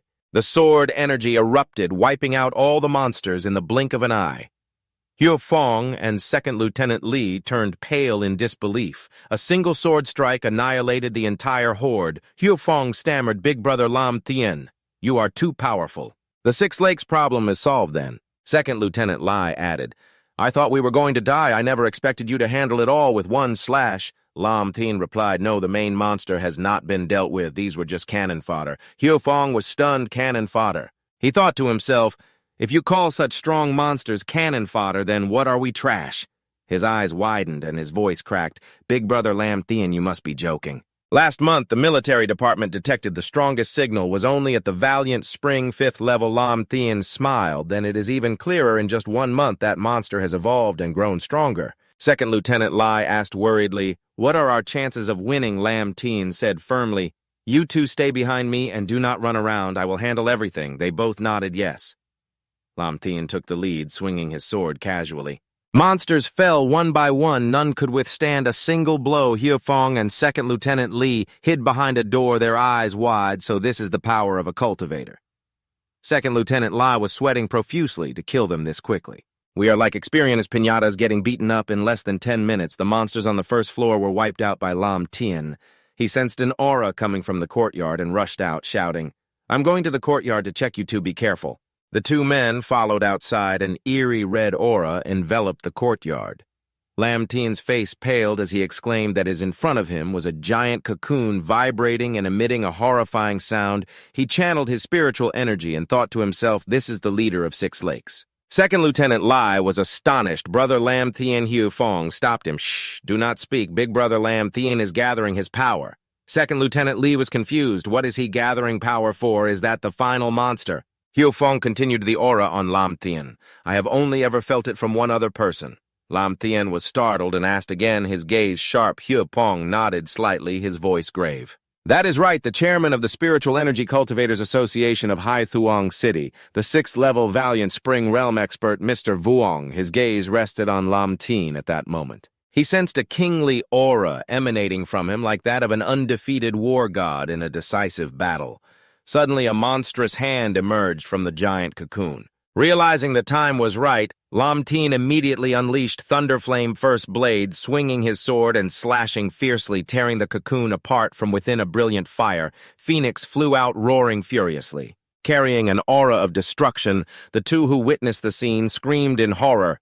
"We are done for. What do we do now? How can there be a monster this powerful?" Lam Tien, on the contrary, grinned with excitement. "I have finally found one with a bit of real strength." The fire phoenix charged madly, its momentum threatening to devour everything. Lam Tien agilely leaped to dodge its movements. As fast as lightning, the monster opened its mouth and spat out a torrent of spiritual energy. As powerful as a tsunami, Lam Tien laughed, "Bring it on." He immediately unleashed Radiant Cyclone, charging straight towards the Fire Phoenix with unstoppable momentum. The two onlookers clapped excitedly. "Big brother Lam Tien is so cool." Seeing the Fire Phoenix about to flee, Lam Tien immediately gave chase with his sword, his eyes cold as he shouted loudly, "Did I say you could leave?" He shot forward in front of it and unleashed Thunderflame Ice Mountain Blade. The sword energy exploded like a collapsing ice mountain. The Fire Phoenix was hit and shrieked in pain, staggering in midair. Then it lost its balance and fell to the ground, not stopping. Lam Tien continued to unleash Thunderflame 10 Death's Blade. The powerful moves relentlessly suppressed the Phoenix, knocking it down with no strength left to resist. It could only scream in agony. Second Lieutenant Lai was stunned. "My God, this is just too powerful." Han Hufeng shouted excitedly, "Did you see that? That is my big brother Lam Tien. He is just that cool." Lam Tien walked over his aura like that of a hero radiating a brilliant halo. He turned and asked, "So this building belongs to me now?" The Phoenix was still writhing in pain. Lam Tien coldly raised his sword, preparing to finish it off, but just at that moment, a sudden wave of power came from nowhere and knocked the monster far away. It let out a pathetic scream. Hufeng exclaimed in awe, "Wow, that was amazing." Big brother Lam Tien shook his head, his voice as cold as ice. "That was not my move. There is someone else here hearing this?" The two were stunned. What Lam Tien's voice sharpened, "Come on out. I can already feel the flow of your spiritual energy." In midair, a spatial rift appeared and a person stepped out, speaking, "If you have already defeated it, why not spare its life?" Upon seeing this person, Hufeng exclaimed in surprise, "Mr. Vuong, why are you here?" Lam Tien turned and asked, "Do you know him?" Hufeng introduced, "This is Mr. Vuong, chairman of the Spiritual Energy Cultivators Association of Hai Thuong City. He is also a 6th-level Valiant Spring Realm expert." Hufeng pointed towards Lam Tien. Introducing to Mr. Vuong, "This person is a cultivation genius from Tianhai City, invited by the military to resolve the trouble at Six Lakes Villa." Yes, hearing this, Mr. Vuong pleaded with a sincere voice, "If that is the case, then please spare this monster's life. I want to see if I can study anything from it." Hufeng happily agreed. "Of course, Mr. Vuong, but Lam Tien cut him off decisively. "No, you have no right to decide this monster's fate. And you certainly have no right to give me orders." Hufeng was flustered by his reaction. Lam Tien continued, "Mr. Vuong is not just the chairman of the Cultivators Association. The operation to reclaim Hai Thuong City basically relies on his support." Second Lieutenant Li added, "That is right. Mr. Vuong is very kind. He has used his light attribute spiritual energy to save many soldiers in our military district. He is a very good person." Mr. Vuong spoke slowly with a gentle gaze, "Young man, although this monster has committed serious crimes, but if we can use love to reform it and turn it into a friend of humanity, would that not be better than killing it?" As he spoke, he reached out a hand to heal the Phoenix. He continued, "All things in this world have a spirit. They must all be reformed with love." But the Phoenix's eyes were filled with fear. Suddenly, a bolt of lightning tore through the sky and struck down. The flash of lightning grazed Mr. Vuong, startling him and making him quickly withdraw his hand. Lam Tien swung his sword. A sharp blade of energy shot straight towards Mr. Vuong. Upon seeing this, Mr. Vuong immediately summoned a spiritual energy shield in front of him. The two powers collided and the aura exploded violently. He clenched his fist and shattered Lam Tien's attack. He silently marveled. This kid's energy is truly powerful. He then questioned him, "Kid, what is the meaning of this? Do you want to become my enemy or an enemy of all humanity?" Lam Tien's eyes were filled with killing intent as he replied, "Do you want to know the reason why?" "All right, then I'll tell you," he explained coldly. "First, this monster has killed many people in the villa. It must pay the price for that. Second, I never need anyone to tell me what to do, especially since you're not qualified to give me orders. And third, the most important thing," Lin Tian pointed his sword at Mr. Wang. "First, ever since you appeared, this monster's spiritual energy has become extremely unusual." Xiao Feng asked confusedly, "Big brother Lin Tian, what do you mean by unusual spiritual energy?" Lin Tian continued, "This monster is afraid of him. It's more afraid of Mr. Wang, who wants to save it, than of me, the one who wants to kill it." Mr. Wang burst out laughing and retorted, "Kid, in its eyes, you and I are both humans. Besides, I used a cage of light to seal its movements, so it's natural for it to fear me." Lin Tian sneered. "If that's the case, then let me use my special ability to see the memories inside this monster's brain." Upon hearing this, Mr. Wang's eyes flickered with panic. Second Lieutenant Li was surprised. "Brother Lin Tian, you have this ability too." He explained, "I obtained this ability after the monster subjugation in Tianhai City. I can read the memories in a monster's mind through direct contact with my spiritual energy. Lam Tien quietly walked past Mr. Wang, who seemed worried for a moment but forced himself to stay calm. This kid is definitely bluffing. Lam Tien approached the phoenix and channeled his spiritual energy into its body. The monster immediately let out a violent shriek, and everyone around watched in suspense. As they watched with anticipation in the faint light of the spiritual energy, the phoenix's recent memories began to appear. Everyone's expression changed. Lam Tien said, "It seems I need to go back further." He continued to channel his spiritual energy, and Mr. Wang's face darkened. Suddenly, he burst out laughing and launched a surprise attack on Lam Tien, who smiled triumphantly and thought to himself, "You took the bait." As the attack came, he immediately countered. The two forces collided violently. Xiao Feng and Second Lieutenant Li were bewildered. "Mr. Wang, what are you doing?" He revealed his true colors. "Since you've all found me out, then I have no choice but to send you to your deaths." Lam Tien questioned. "Mr. Wang, you were the one raising this giant bird monster in this villa, weren't you?" Xiao Feng argued back. "Big brother Lam Tien, what nonsense are you saying?" Second Lieutenant Li agreed. "That's right, brother Lam Tien. Mr. Wang once led our military brothers to hunt this monster down." Lam Tien frowned. "Then why is it still alive for me to find?" Xiao Feng hesitated. Maybe the previous hunt didn't go in this deep." Lam Tien smiled faintly and asked, "Do you even believe your own words?" He looked at Mr. Wang. "Ever since you appeared, this monster has been trembling. It seems you've done many things to it that only a beast would do." Wang Kai curled his lip into a threatening smirk. "You're very clever, but clever people tend not to live long." Xiao Feng was stunned. "What? So what big brother Lam Tien said was true?" Wang Kai admitted, "I did raise this monster using the spiritual energy in the villa, but not to harm people, but to protect humanity." Xiao Feng roared in anger. "Wang Kai, you bastard! Do you have any idea how many of our brothers we lost to reclaim Haishang?" Kai's expression turned cold. Their deaths were extremely meaningful. Their deaths helped this monster evolve from the 3rd-level Gushing Spring realm to the peak of the 6th-level Gushing Spring realm. Second Lieutenant Li was now trembling with rage. "You use the lives of soldiers as an experiment," Kai sneered. "You people from the lower class will never understand." "The thoughts of someone from a higher class like me," he said smugly. "I raised this monster. Not just to use it to eliminate other monsters and reduce casualties among our soldiers, but also to study its evolution, to find a way to help human cultivators better adapt to the world of resurgent spiritual energy. This revival." After speaking, he laughed loudly.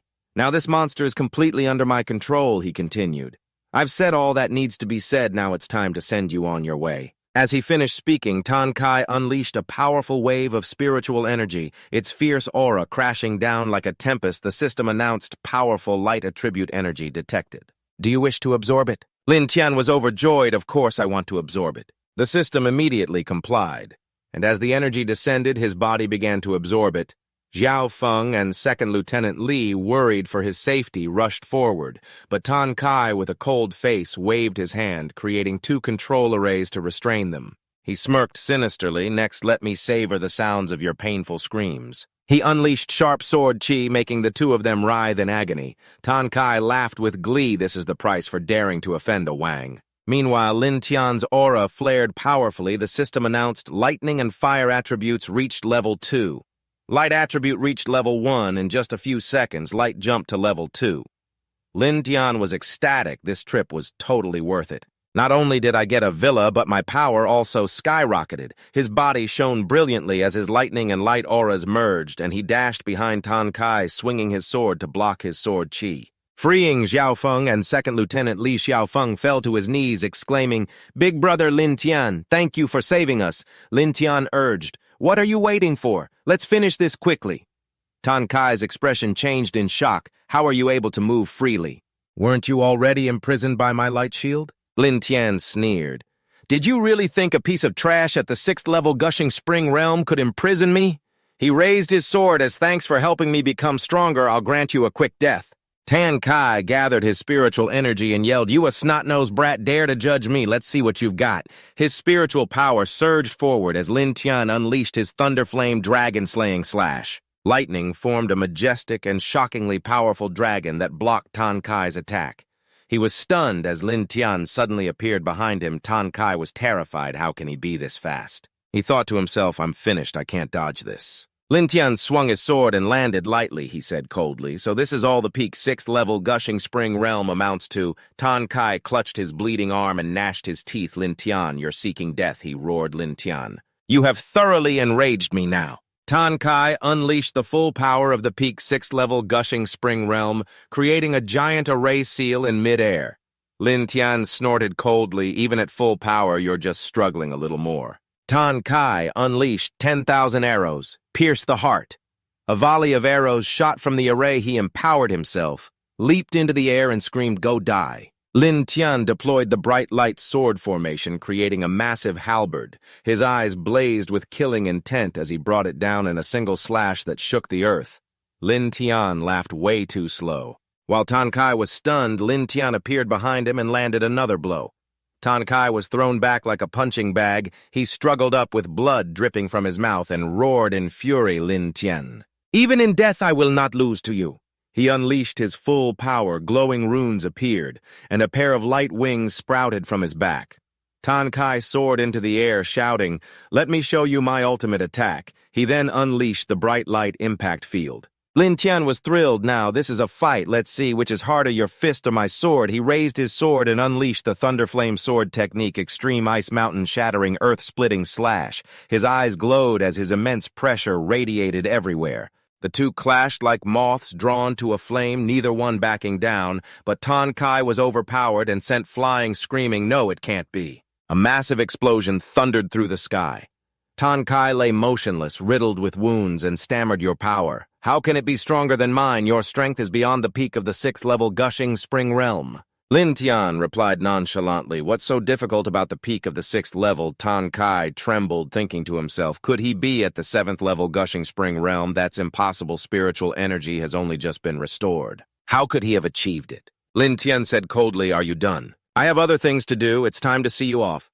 Tan Kai was terrified with tears in his eyes, screaming in his mind, "I can't die here." Lin Tien tightened his grip on his sword and said coldly, "Pay for your actions." With a single slash, he sent Tan Kai to the afterlife and sneered, "Trash will always be trash."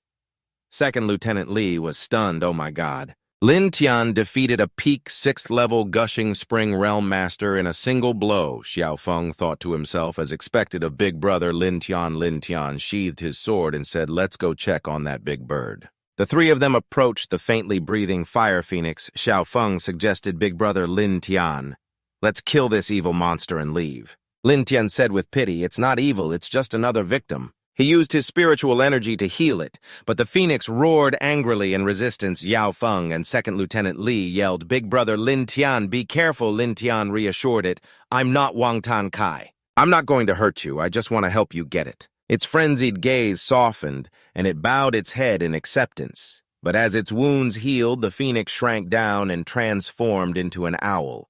Shocking the other two men, it turned into an owl. The owl flew onto Lin Tien's shoulder.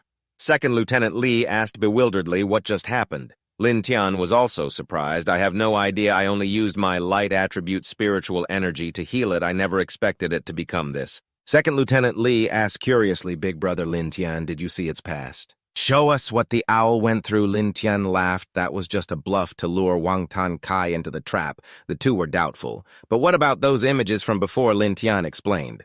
"That was just my light attribute spiritual energy projecting my own memories.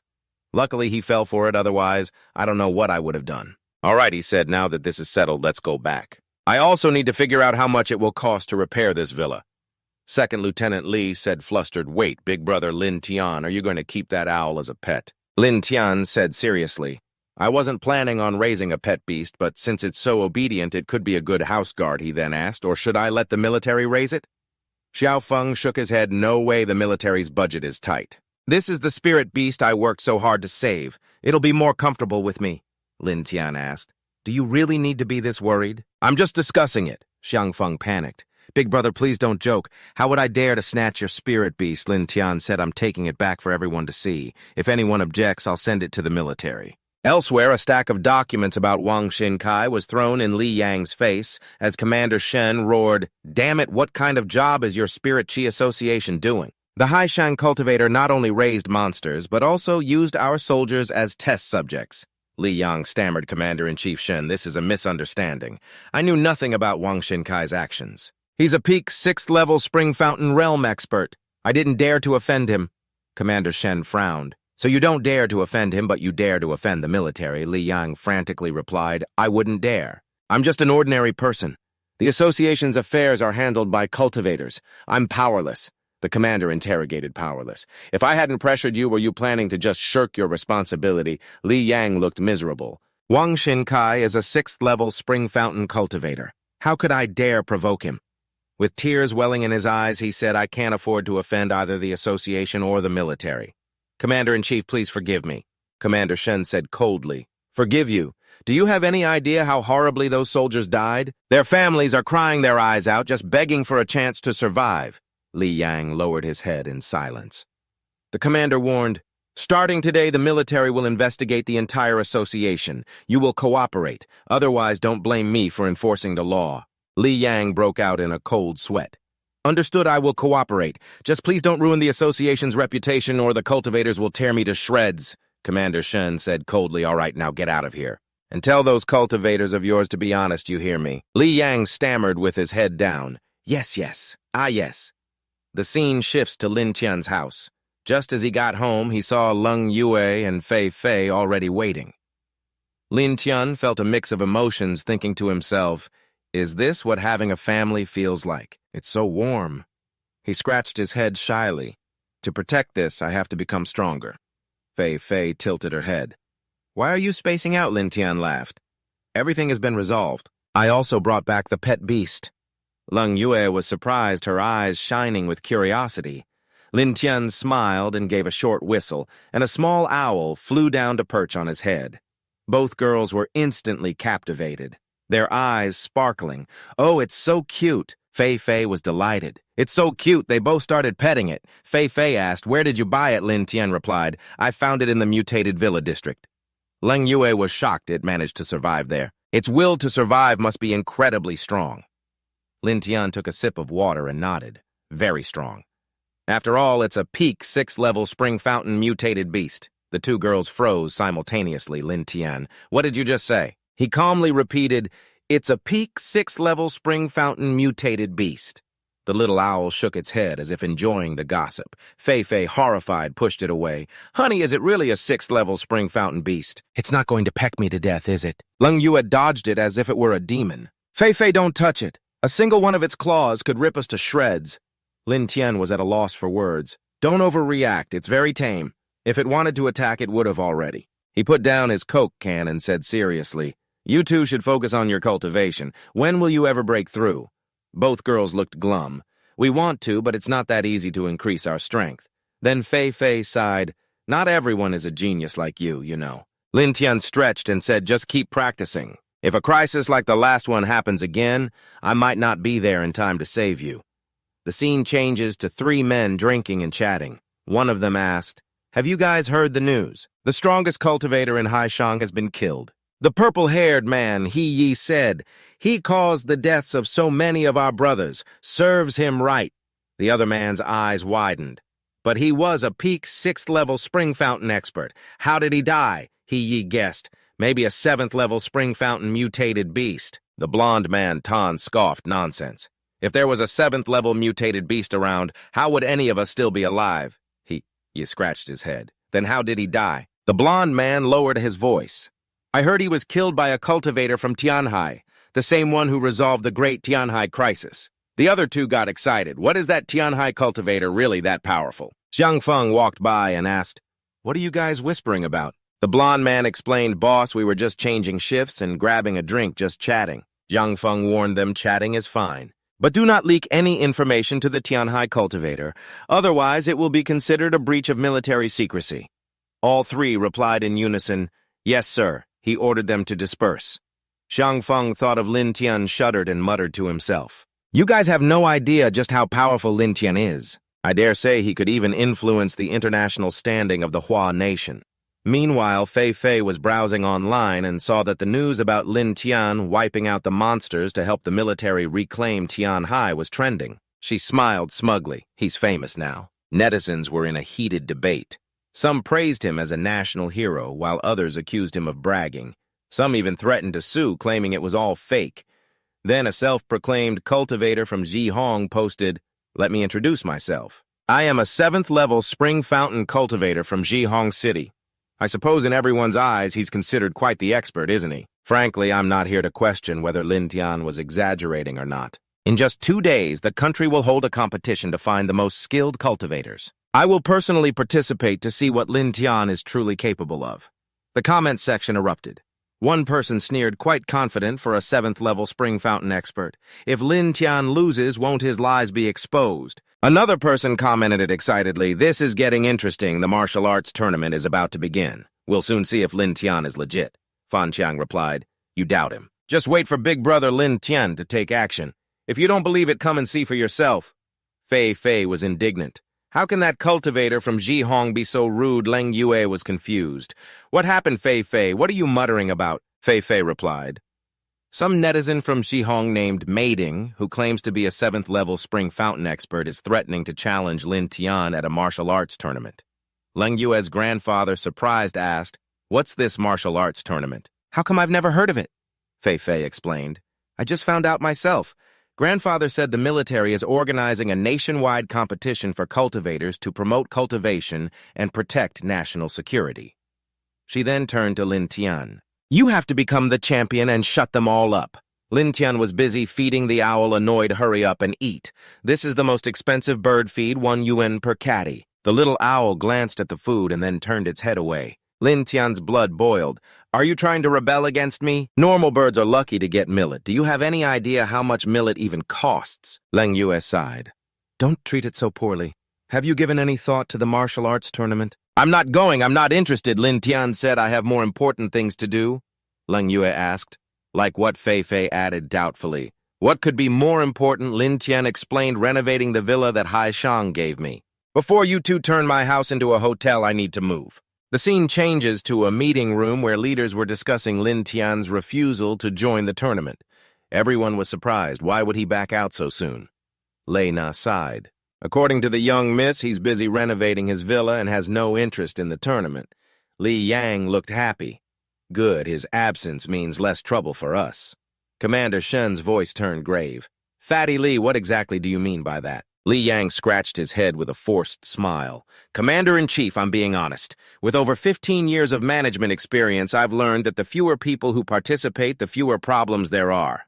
Commander Shen frowned and barked, "Shut your mouth." He announced forcefully, "This tournament isn't just for cultivators to learn from each other and improve. It's to identify and retain talent for future international competitions without a genius like Lam Tien. How are we supposed to compete against cultivators from other countries?" Someone said hesitantly.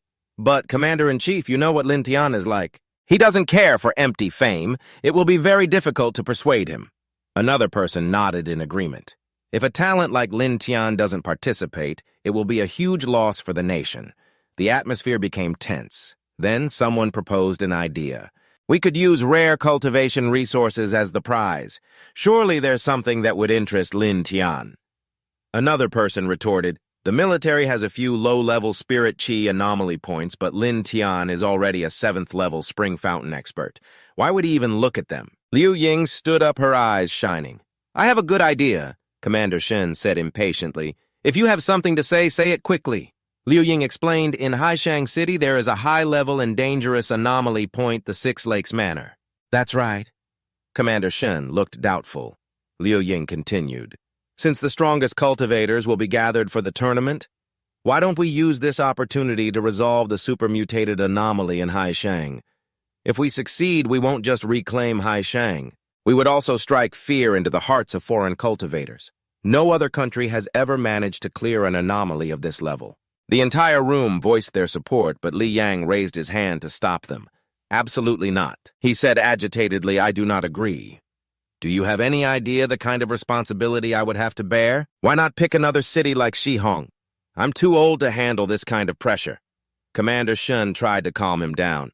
"What are you so agitated for? Old Lu's proposal is bold, but it's feasible. The military will provide comprehensive security. We will not let things get out of control, and we won't cause you any trouble." But Li Yang was unconvinced. "Protection safeguards.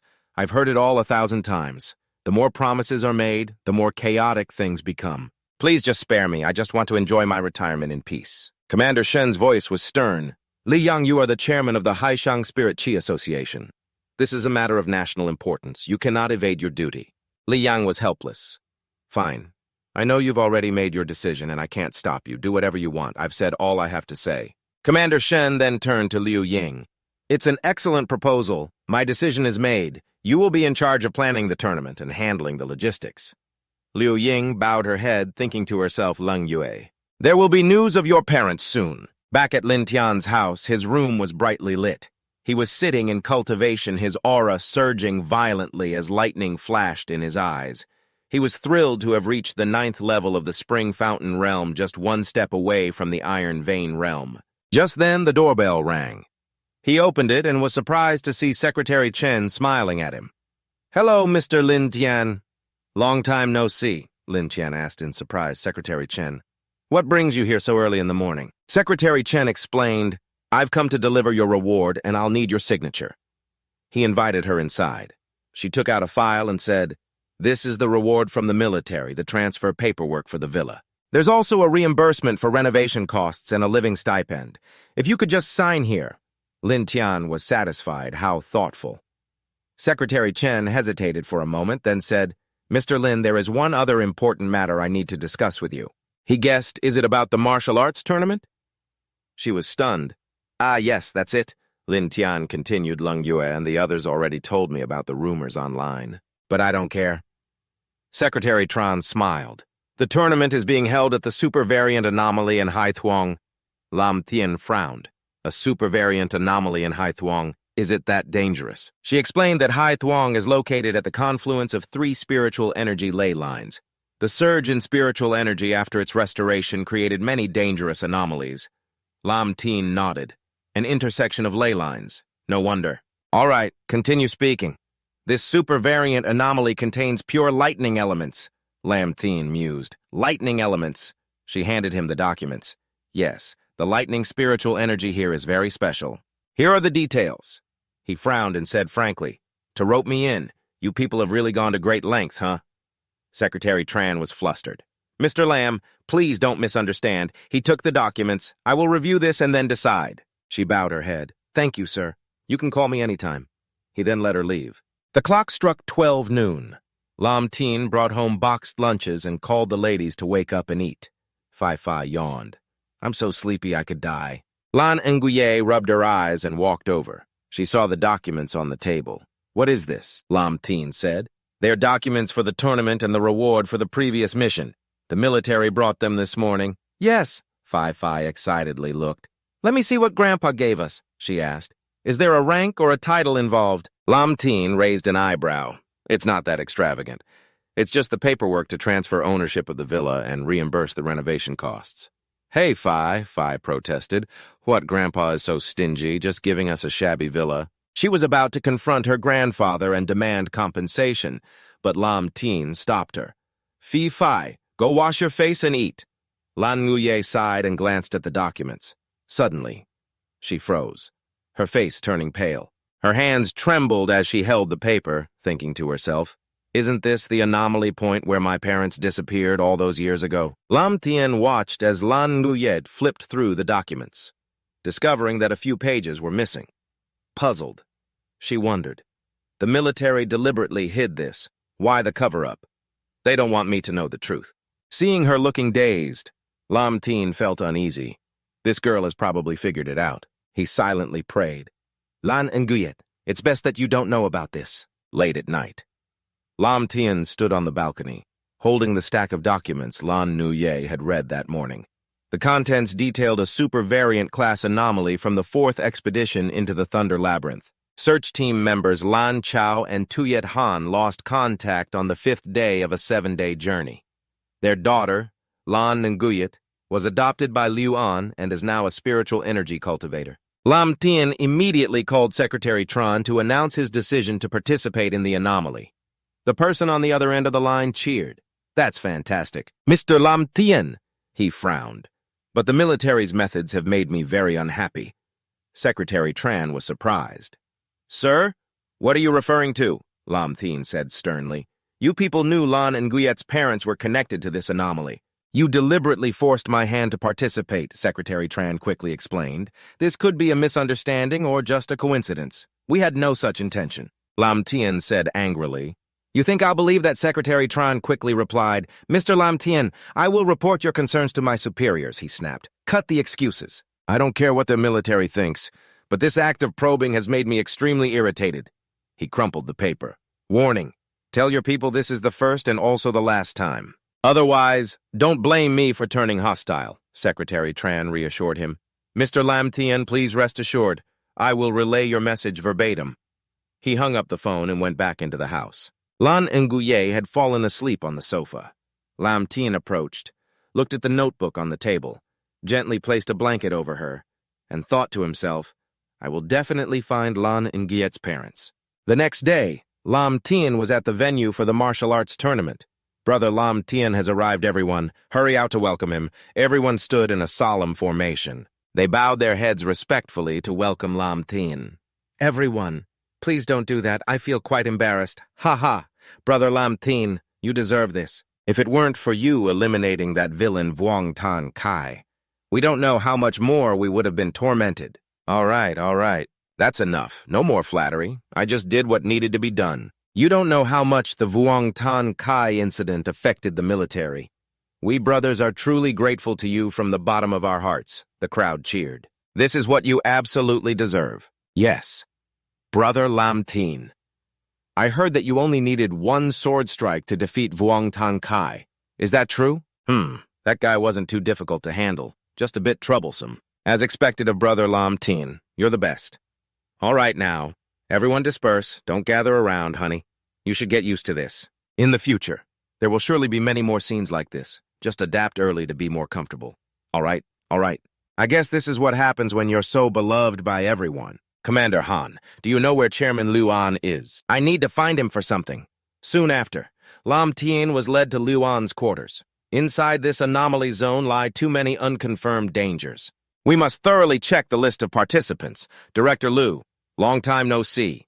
Lam Tien, you've arrived. Come in and sit down. Is there something you needed to see me for? Director Lu, I heard from Secretary Tran that organizing this anomaly event was your arrangement. Is that correct? That is correct. I know this might make you unhappy, but I had no other choice. Nguyet Ni appears obedient and understanding on the outside, but she often cries silently at night. Before I met you, I relied on the military and my own strength to help her find her parents. But I led teams into that area over 50 times without any results, and it even cost many lives. I hoped you would join this martial arts tournament to encourage other cultivators to progress. But more importantly, I wanted to take this opportunity to help Lan Nguyen find her parents. Uncle Lu, if this has upset you, I will take full responsibility. I just hope you don't blame her. She knows absolutely nothing. Uncle Lu, next time, just talk to me directly about whatever it is. There's no need to beat around the bush. Be direct. You mean that Lan Nguyen and I are friends? You don't need a reason to do these things for a friend. Thank you. Lam Tien, welcome. Ladies and gentlemen, to the first Cultivator Martial Arts Tournament. I trust that everyone understands. This tournament is not merely a competition, but also an arduous trial. Next, I will explain the important matters concerning the anomaly. The anomaly you are about to face. The venue for this competition is a super variant class anomaly in Hai Thien City. This region is located at a confluence of ley lines containing incredibly potent lightning attribute spiritual energy. But it is also filled with lethal dangers. You must be Lam Tien. Correct. I am a cultivator from Tan City. My name is Mac Thu. Hello. Oh my gosh. I never expected the Sword Saint Lam Tien to be so approachable. Sword Saint, huh? That nickname originated from the legend of you killing Voutin Kai with a single sword strike at the Tan City Cultivator Association. The story has spread everywhere. Has it not reached you yet? It's a good thing it hasn't spread here, or I would have died from embarrassment. Did you need me for something? Oh, right. I almost forgot. Mr. Lam. Later, when we enter the anomaly. May I join your group? Join our group. Why do you want to come with us? Is this a mission assigned to you by the Tan City Spiritual Energy Association? No. Actually, I'll tell you quietly. Absolutely do not let anyone else know or I won't know how to face them when I get back. Although I was sent by the Tan City Spiritual Energy Association. The truth is, I'm just here to fill a quota. I have no real power at all. What a cultivator with no power. Besides, the Tan City Spiritual Energy Association sent someone like you. Aren't they afraid of losing face? Losing face. They don't care whether I lose face or not. As long as the numbers are met, it's fine. I'm just a half-baked cultivator. They found me agreeable enough and just sent me on my way. They sent you just because you looked agreeable. The Tan City Spiritual Energy Association is quite a joke. Are you really that afraid of death? I've heard that this anomaly point. Even veteran cultivators find it challenging. Yes, if I go in there, I'll probably die immediately. So I want to follow you, Mr. Lam. Your power is so immense. If I go with you, at least I'll have a chance of survival. You're such a coward. It's because of people like you that our reputation on the international stage is so terrible. Fie, don't speak ill of him right to his face. If I said it behind his back, wouldn't that make me a petty person? If you guarantee you won't cause any trouble or drag us down, I won't cause trouble. I won't cause trouble. I promise to absolutely follow commands and not disturb anyone. Yes, Captain Lam. How about we let him join us? He doesn't seem like the type to cause trouble. All right, since you seem so sincere, I'll let you accompany us for a while, but remember, you are absolutely forbidden from acting on your own. Thank you. Big Brother Lam, thank you. Sisters-in-law, everyone can rest assured I will absolutely not cause any trouble. Suddenly, a loud sound startled everyone. Attention, the anomaly is beginning to open. The first National Cultivator Martial Arts Tournament is now officially underway. The scene suddenly changed to a chaotic land where peace seemed but a distant illusion. Lam Tien's group shot through the spatial rift, landing on the ground in the blink of an eye. Upon landing safely, everyone immediately heightened their vigilance, every movement becoming suffocatingly cautious as they scanned the surrounding desolate terrain. Tam Pai Phi couldn't hide her worried expression as she asked, "Isn't Hai Thuong supposed to be a city? How did it come to this?" Langu quickly replied in a calm voice like a cool stream. The aberrant beast in the supermutated singularity can change the original terrain. It seems it prefers this kind of environment. Then Su Yuting suddenly spoke up. Captain Lin, next we halfway through the ground suddenly shook violently, causing everyone to jump and cry out in unison. What's happening? Mo Chu panicked and squatted down, clutching his head with both hands and screaming for his life. Lin Tien hurriedly shouted a warning, "Be careful, anything can happen in a secret realm." Sure enough, just as he said, countless ferocious monsters emerged from the ground. They roared continuously and charged forward, intending to tear everyone apart. Lin Tien didn't hesitate to shout, "Prepare for battle." Suddenly, a brilliant flame slash appeared from the void and struck down the lead monster. Lin Tien was stunned and turned around only to see a red-haired man holding a greatsword. Floating in midair, he asked, "You are Lin Tien?" He frowned and replied coldly, "Who are you?" The red-haired man immediately introduced himself with an air of arrogance. "I am the strongest cultivator in Jihongsong Jinchang. A few days ago, I left a message online hearing this. Shen Faifei suddenly realized, could you be the pinnacle of Jihong? Song Jinchang then swung his sword, pointing it straight at Lin Tian, and shouted, "If your woman has seen that post, then this will be easy. Lin Tian, I'm here to challenge you." But Lin Tian had no interest in this farce. He shook his head in refusal and turned away. "Challenge me, sorry. Right now, I have neither the time nor the interest. If you came just for this nonsense, then please leave."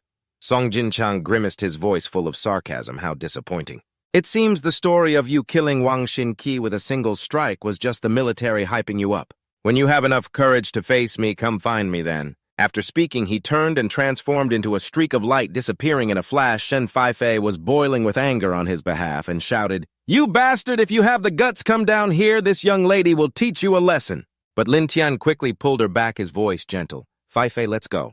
We have more important things to deal with." Mo Chu, on the other hand, still had a carefree smile, patting his shoulder to comfort him. "Brother Lin, don't be angry. That kid was on the same flight as me and didn't say a single word to me the whole trip. It made me so mad, although he said that his face showed no sign of anger." Lin Tian didn't bother with such trivial matters. He turned his head to look in another direction and reminded, "I don't care about that.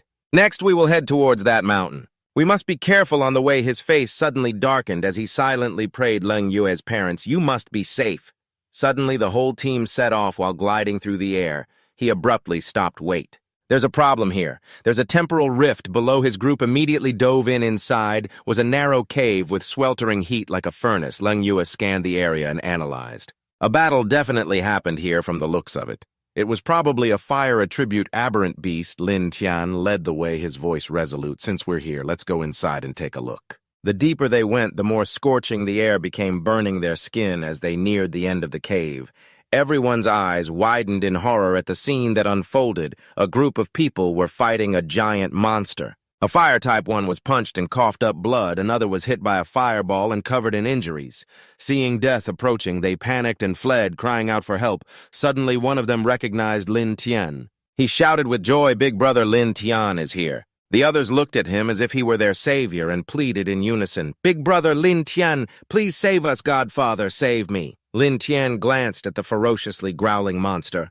He silently assessed its strength as around the fourth realm of the melting spring, perfect for Langu and Voutin to train with thinking. This he immediately assigned Langu Voutin. "You both have ice attributes. Go take it down to practice your skills. Gain some more practical combat experience." Both replied in unison, understood without hesitation. They shot forward. Seeing this, the monster furiously spewed fire towards them. Langu cast ice condensation barrier, erecting a shimmering ice wall to block the attack. In that instant, she dodged and flew behind it, following up with Ice Thorn. A sharp ice spike pierced the monster's leg, causing it to roar in pain and stumble to the ground. Not giving it a moment to breathe, Langu unleashed a continuous stream of flying ice rings. 2 ice blades shot forward, slashing open its abdomen. Su Yuting seized the opportunity to deliver the finishing blow ice spear. A long, sharp ice spear pierced through the monster's abdomen, tearing it into 100 pieces. The men who had just been crying for help watched from the side with wide-eyed admiration. So powerful a goddess descended, she really is a goddess descended. Lam Tien looked at Su Yuting, and Langu, being surrounded and cheered by everyone, thinking to himself, let them experience the feeling of being cheered on by a crowd for a bit. Suddenly he saw a sparkling orange-red stone. It fell from the monster's corpse. He wondered, what is this, a fire attribute spirit crystal? This is great, this essence stone is just in time to help Fei Fei take another step forward. He landed, intending to pick it up, when a voice echoed, "Wait, that fire elemental essence stone is mine." It was Song Jinchang. Lam Tien saw him clinging like a leech. His face darkened, and he shouted, "You again." Song Jinchang held out his hand, demanding arrogantly, "Brat, hand it over. Otherwise, don't blame me for being impolite." Everyone who saw him emerge from the void, demanding a share without contributing, seethed with anger and cursed. Where did this piece of trash come from? That's right, he was nowhere to be seen when we were fighting the monster, but now that he sees a treasure, he shows up. How strange. What is he doing here, trying to get a piece of the action? Song Jinchang was being cursed continuously. His anger exploded, and he roared, "You bunch of trash, all of you shut up for me." With that, he swung his sword and launched a flame slash. Seeing the attack coming, everyone quickly shouted, "Be careful, get out of the way." His attack carried immense power, carving a long, deep gash in the ground, witnessing its might. Everyone shivered and whispered, "So strong, this guy is fundamentally not someone we can afford to provoke." He pointed his sword at the crowd and continued to threaten, "If you're not afraid of death, then come up here and talk to my sword." Everyone fell silent. He became even more smug, laughing arrogantly. "Ha ha ha ha. I thought you all had more backbone, but looking at you now, you're no different from a bunch of turtles hiding in your shells. I'm taking this fire elemental essence stone. Does anyone have any objections?" The crowd was silent. Only Lam Tien spoke up. Song Jinchang grimaced and turned to him. "Who the hell are you seeing?" "It was Lam Tien." He sneered, "How strange, Lam Tien, when I met you before you were just a turtle hiding in your shell. Why are you so bold?" Now that arrogant attitude hit a nerve with Lam Tien. He frowned, his voice cold. "If you're courting death, then you can't blame me." With that, he moved at the speed of light and threw a fiery punch, flame fist piercing through Song Jinchang's chest, causing him to spit up blood. Song Jinchang had no time to react and fell to his knees. A large hole was in the middle of his chest. Everyone present gasped in shock with just one punch. Song Jinchang's anger soared to the heavens, and he roared, "You wanna die?" He staggered to his feet, his entire body erupting in flames. The spreading heat forced everyone to back away. What is this? How did his aura suddenly become so powerful? It's the fire elemental attribute. He himself is a fire elemental spiritual body. This cave is incredibly rich in fire elements, so his strength here will be greater than normal. Hearing this, the others were stunned and whispered, "What does that mean, that inside this cave? He's practically invincible, you could say that." On the other side, Mo Chu turned to Shen Fei Fei in a panic, his voice trembling, asking sister-in-law, "Will Big Brother Lin be okay?" But she was completely unfazed and replied firmly, "Don't worry. I have yet to meet anyone who can actually harm Lam Tien." Back in the fight, the gaping wound on Song Jinchang's abdomen was now closing at a dizzying speed. He curled his lip into a smug smile. Lam Tien, in this cave of fire elements, I am a god, but Lam Tien's face remained as cold as ice. He let out a cold snort of contempt, silently thinking just a dog at the peak of the seventh realm of the melting spring. And you dare to stand before me and shout. Song Jinchang was so angry he gritted his teeth and roared, "Die for me!" He charged forward, swinging his sword straight at Lam Tien, but he just shook his head slightly and scoffed, "Too weak." Then he reached behind him and drew his sword with a movement as light as a breeze. Lam Tien's face suddenly darkened. He swung his sword and unleashed a Thunderflame slash. Instantly, his sword light pierced through Song Jinchang's technique and shot straight towards him.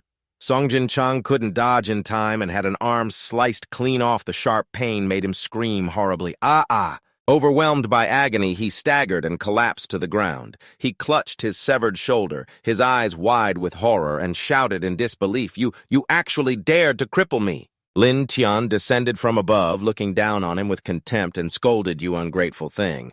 The reason I didn't bother with you before was because I had other things to do. Did you really think I wouldn't dare to kill you?" He pointed the tip of his sword at his face and continued to warn, "Your injury today is a warning out of respect for the military. I will spare your life this time. Next time no one will be able to save you." Song Jinchang's face was as pale as a sheet. He hurriedly begged, I was wrong. "Lam Tien, please spare my life." Even as he spoke of bowing in submission, his heart was seething with a deep-seated hatred. "Lam Tien, you bastard, one day I will make you pay."